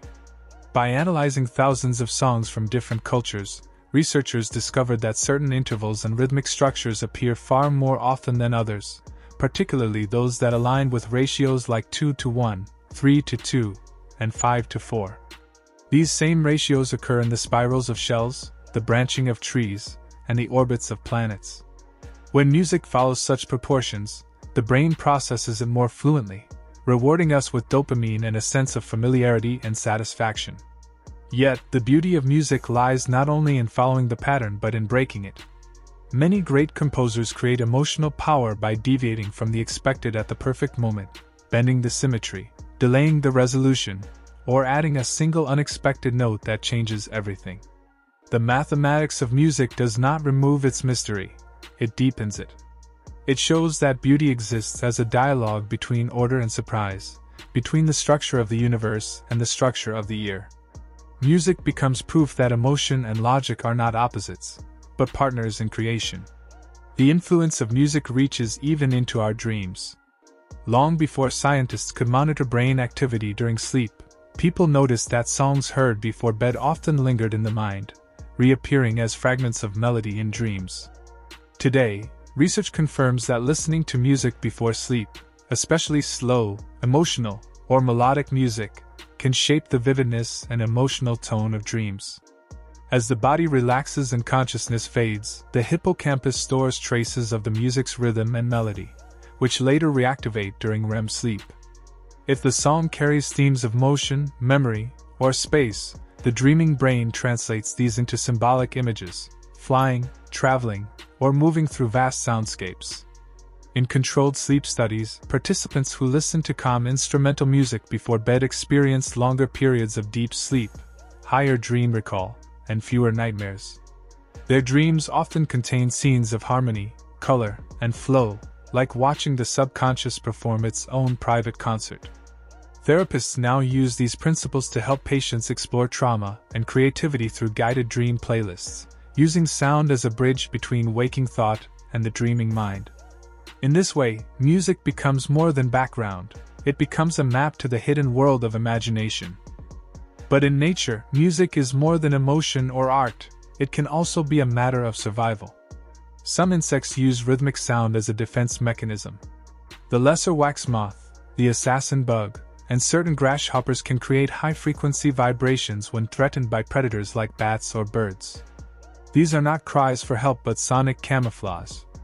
The vibrations interfere with the echolocation pulses used by predators, scrambling their signals so that the insect's position becomes harder to track. In some cases, insects vibrate their wings or exoskeletons so rapidly that predators hear only static instead of a target. The hawk moth, for example, can produce ultrasonic clicks strong enough to confuse bats mid-flight, redirecting danger away from its path.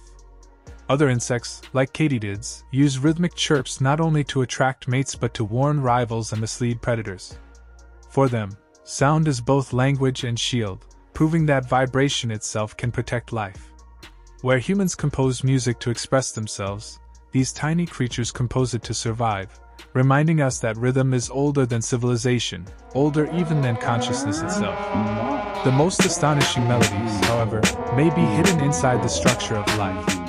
Every living organism contains DNA, a spiraling chain of molecules that carries the code of existence. Each strand is built from 4 chemical bases arranged in sequences that form instructions for growth and repair. When scientists began to measure the molecular frequencies of these components, they found that each vibrates at distinct frequencies that align with musical intervals. By translating these molecular vibrations into notes and rhythms, researchers created musical representations of genes from plants, animals, and even humans. The resulting compositions are hauntingly beautiful, simultaneously alien and familiar, full of harmony and complexity. Some musicians have turned mitochondrial DNA into choral works performed by human voices. Others have converted viral DNA into digital synthesizer pieces that oscillate between chaos and melody. These sonic translations reveal that nature itself operates through rhythm and pattern, and that the essence of life might be music written in molecular form. DNA music does not claim that genes sing, but it allows us to hear the order hidden within biology. Life, it seems, composes itself in silence, and we are only beginning to listen. The mind, too, can become an instrument.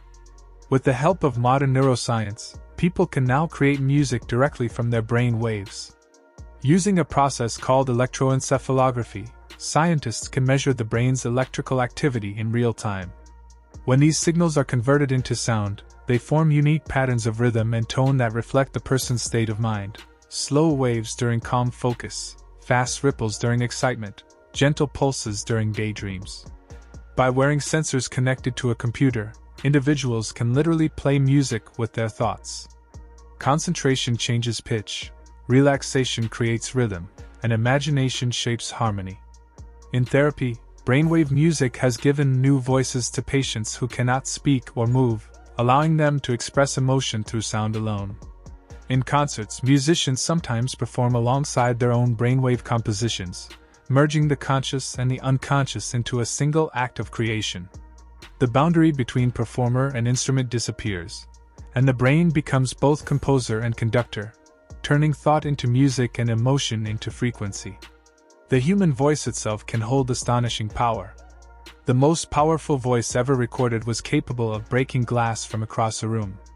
This phenomenon occurs when a singer matches the resonant frequency of the glass precisely and sustains it at a high volume, causing microscopic vibrations to expand until the structure shatters. This is not magic but physics, a demonstration of how sound, when perfectly tuned, can change the physical world. The same principle underlies everything from medical ultrasound to earthquake engineering. It is a reminder that sound is energy, and energy is creation. In both the microscopic and cosmic sense, vibration defines reality. From the worm that dances to a pulse to the bacteria that clean pollution, from DNA that hums in molecular harmony to the human mind composing silent symphonies, life is a vast orchestra of resonance. Music is not merely a cultural artifact but a reflection of existence itself, the movement of energy through matter, emotion through thought, and pattern through time. Every song ever written, every note ever played, echoes the universe's first vibration, the hum that began all movement, the rhythm that never stopped. From the quietest whisper of a microbe to the deepest roar of the cosmos, the world is alive with unseen music, and in listening to it, we remember that we are made not just of matter, but of melody. Trained opera singers can produce sound pressures far higher than ordinary speech, but one singer named Georgia Brown achieved a vocal pitch and intensity so strong that she once shattered a thin crystal glass from several feet away without any amplification.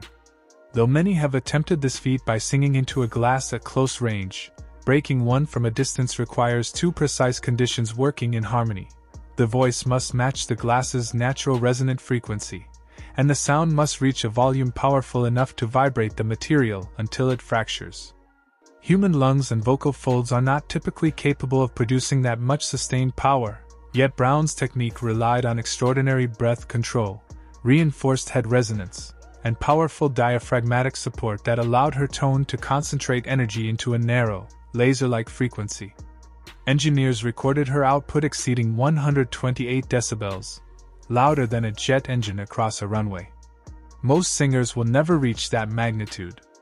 The human voice is a biological instrument, limited by tissue, airflow, and endurance. Yet when trained with enough precision, it becomes more than an instrument for language, it becomes a force capable of rearranging matter itself. The voice is not merely for communication, it is energy in motion, sound sculpting the physical world. This concept of sound as force finds a strange echo in modern technology. Somewhere in a research lab, a neural network, an artificial intelligence trained not on musical notation but on emotion itself, has learned to compose songs that evoke genuine human feeling. Researchers fed this algorithm thousands of melodies categorized by listeners as joyful, mournful, peaceful, or triumphant. The machine did not analyze harmony or chord charts. Instead, it absorbed patterns of tension, release, and rhythm, learning emotional architecture the way a listener does, through experience and association. When asked to compose a melody expressing longing, the AI generated a piece that musicians described as nostalgic and tender. When played to live audiences, many assumed it was written by a human composer. This does not mean the AI understands emotion.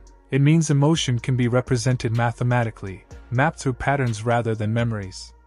Some argue that such music lacks soul, but its existence reveals something profound about the structure of feeling itself. Beauty may not depend entirely on consciousness but on symmetry, timing, and the expectation of resolution. Emotion, it seems, can emerge from pattern, not just from pain. Sound's relationship with structure extends deep into the Earth's past. In ancient landscapes, stone circles scattered across Britain, Ireland, and parts of Africa may have been more than monuments or calendars. They were resonant instruments of stone.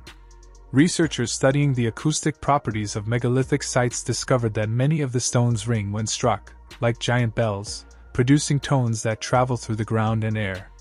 When arranged in circles, these stones create standing waves that warp and amplify sound inside the space.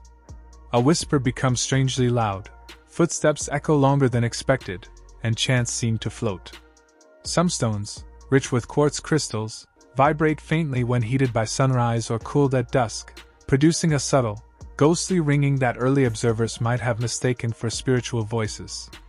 These acoustic hotspots suggest that the builders of these monuments understood resonance intuitively, even without written theory. It is possible that ceremonies involving drums or chanting were performed to activate the stone's tones, turning the earth itself into an instrument. Such places remind us that music once held sacred significance. It was not for entertainment but transformation. To the ancients, sound shaped energy, and energy shaped the world. Music was architecture made of vibration. That deep connection between rhythm and being may even reach into our evolutionary past. Long before humans spoke words, they moved in rhythm. Anthropologists suggest that synchronized walking, marching, or dancing might have helped early hominins survive. Moving in rhythm fosters coordination and cohesion, encouraging groups to stay together while traveling or hunting. Rhythmic movement builds trust and unity. As our ancestors carried tools or food, their synchronized steps likely conserved energy and reduced confusion. Over time, this pattern could have influenced anatomy itself. The rise of bipedalism, walking upright, may have been supported by rhythm, which allowed the body to balance, swing its arms freely, and move efficiently in time. Coordination of limbs began as physical rhythm, eventually transforming into musical rhythm when hands became percussion and voice became melody. Even today, the neural circuits that control rhythm and movement overlap with those that process music. When humans walk or tap to a beat, they reenact an ancient biological memory, the rhythm that helped them rise from forest floor to open sky. The shaping power of sound is not confined to biology. Certain frequencies can sculpt matter into visible art. In laboratories, scientists place water on vibrating plates and play tones beneath it. As sound waves move through the liquid, they create intricate geometric patterns, circles, hexagons, stars, formed as the water arranges itself along points of least vibration. These shifting shapes, known as cymatic patterns, dissolve and reform whenever the pitch changes. At low volumes, ripples glide across the surface. At higher intensities, the water freezes into stable symmetrical figures, as if responding to an invisible command. Artists sometimes freeze these patterns into ice sculptures or capture them in slow motion, revealing the physics of harmony. That sound, unseen, is a sculptor shaping motion into beauty. It is not illusion, it is the universe made visible through vibration. Every note, every hum, every heartbeat in the air is a wave sculpting its surroundings. When we say that music moves us, it does not only move our emotions, it moves matter itself. Throughout history, composers have experimented with this boundary between sound and noise. Entire symphonies have been written using everyday objects, chairs dragged across stages, typewriters struck in rhythm, or footsteps echoing in industrial halls. These sounds, seemingly mundane, gain new life when arranged with intention. The Italian futurist movement in the early 20th century believed that machines had their own music. The roar of engines, the hiss of steam, the clatter of metal, each a symbol of modern energy. Later, avant-garde composers like John Cage redefined music itself, incorporating radios, scrap metal, or even silence as instruments of expression. Street performers today carry on this tradition, creating complex rhythms from buckets, pipes, and walls, proving that music lives wherever there is pattern and perception. It is not bound by instruments but born from imagination. The world hums constantly.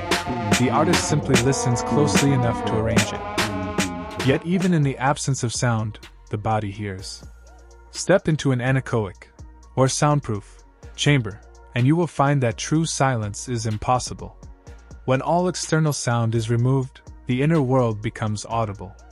You begin to hear your pulse as a faint throb, your breath as a whisper, even the soft clicking of your joints or saliva. Some people hear faint tones known as otoacoustic emissions, tiny echoes generated by the inner ear's own hair cells adjusting themselves. In perfect quiet, the brain becomes disoriented, deprived of external reference points, and begins to create its own internal symphony. Visitors report hearing humming, rhythmic tapping, or whispers that seem to come from inside their heads. Far from peaceful, absolute silence can feel unnerving because it strips away the environmental backdrop humans evolved within. Our brains expect sound. Deprived of it, they invent it. In this strange inversion, silence becomes sound, and the listener becomes both source and receiver. Sound does not stop at the ear, it travels through the body and even through bone. The shape of your skull affects how you hear music, subtly filtering and amplifying different frequencies before they reach your brain. This is why no two people perceive a song exactly the same way. Before the eardrum even vibrates, sound waves bounce through bone, cartilage, and tissue, reshaping tone and texture. Modern engineers now design headphones customized to each listener's head and ear canal, creating unique frequency profiles that reflect their personal resonance. In this sense, hearing is not just a property of the ear, it is a sculpture of bone and identity. Each person carries a unique resonant chamber shaped by evolution and experience, tuning the world slightly differently for every mind. Even fire can be transformed into sound. The pyrophone, a 19th century invention, uses flames to create music. When gas burners are placed beneath metal tubes, the rapid heating and cooling of air inside produces vibrations, turning each tube into a fiery organ pipe. As flames flicker, they alter pitch and tone, creating an otherworldly voice, part light, part sound. To watch and hear a pyrophone is to witness the unity of two elements that seem opposite, fire and air dancing together in harmony. It reminds us that music is simply the organization of energy, whether in the vibration of strings, the hum of circuits, or the pulse of burning gas. From the shattering voice of Georgia Brown to the whisper of neurons in a silent room, the story of sound is the story of transformation. It bridges science and art, biology and emotion, earth and sky. Every vibration, whether in stone, water, bone, or flame, tells the same truth: the universe is not quiet. It sings constantly in frequencies too vast or too faint for us to hear. The glass that breaks, the algorithm that composes, the bird that invents a new melody each spring, they are all expressions of the same invisible force. To listen deeply is to remember that sound is creation itself. Even in stillness, something hums, a faint echo of energy reminding us that silence is only the space between waves. Tubes of glass or metal are heated with flames, causing invisible pressure waves to form inside the columns of air. When each tube is tuned to a different length, it produces its own tone as the air within expands and contracts with heat, transforming fire into vibration. The instrument born from this principle is called the pyrophone, a rare and precarious creation that merges art and danger. It is unstable, requiring careful control of oxygen to prevent sudden explosions, and yet the sounds it releases are unlike anything drawn from wood or string. They shimmer, hollow and fiery, trembling in the air like the wavering mirage above a summer road. Musicians who master the pyrophone describe the experience as coaxing melody from breath and flame, a reminder that sound itself is born from the same elemental forces that sustain life. Its music is unstable, ephemeral, and alive, glowing and fading as the flames dance. The rarity of the pyrophone proves that music can arise from the most unpredictable of elements: air, heat, and fire woven together into an instrument of living resonance. From this realization unfolds another wonder. There exist frequencies so low and subtle they seem to lift the listener from their body. These low-frequency tones, between 8 and 12 cycles per second, are too slow for the ear to interpret as pitch, yet they synchronize with the brain's own rhythms. When combined with soft harmonic layers, these infrasonic vibrations interact with neural oscillations, inducing sensations of floating, expansion, and detachment from the physical self. This phenomenon is not supernatural, it is resonance in its most intimate form. The human brain naturally cycles through patterns that correspond to wakefulness, relaxation, and sleep, and when external sound aligns with these patterns, the body responds. Sound therapists have designed sessions that mimic the feeling of drifting in a sensory deprivation tank, but using only headphones and low tones. Listeners often describe the result as calming, spacious, and dreamlike, as though gravity itself has loosened its hold. In this way, sound can move the mind as powerfully as gravity moves the body, reshaping consciousness through pure vibration. Across cultures, people have long turned to music not only for pleasure, but for protection. Some songs were composed to guard the sleeping spirit. In certain indigenous traditions, lullabies are believed to be shields as much as comforts, their melodies serving to keep nightmares or wandering forces at bay. These songs often use minor tones, repetition, and simple intervals that echo the rhythms of breath and heartbeat. Their lyrics may invoke animals, ancestors, or cosmic cycles, binding the dreamer to a protective lineage. When sung at twilight beside a fire or beneath the hum of insects, such lullabies become both cradle and ward. Modern sleep science has discovered a parallel truth: gentle, emotionally safe music before bed can reduce the frequency of nightmares, especially in those affected by trauma or anxiety. The soft familiarity of sound lowers stress hormones and steers the mind toward calmer dream imagery. Whether ancient or modern, protective music functions as a waking dream catcher, filtering what the mind allows in the night. In the frozen silence of winter, another form of music appears, one made of ice and motion. On certain nights, when lakes freeze into thick, glassy expanses and the air grows colder than breath, skating across them becomes a concert of nature. Each glide of a blade sends vibrations rippling through the frozen surface, and the ice responds with ethereal tones, chirps, twangs, deep booms, and crystalline rings that echo beneath the skater's feet. These sounds are not added effects but the natural music of ice under pressure. As temperature and thickness vary, the pitch shifts, forming scales of frozen harmony. Some lakes sing in deep baritones, others shimmer with high, bell-like notes.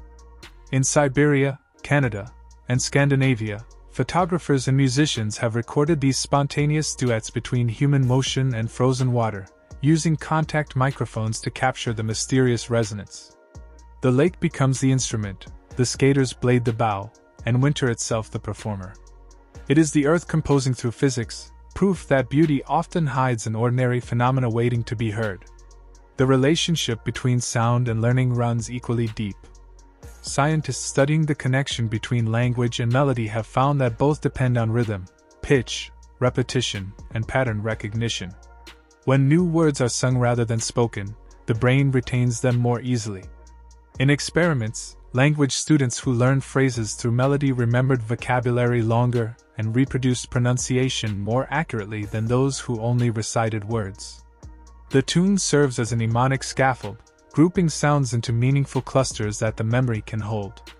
Adults who sang foreign phrases even showed reduced accents, as though music smoothed the mechanical edges of speech. Emotion is the hidden mechanism. music engages the emotional memory system, which is stronger and more durable than factual memory.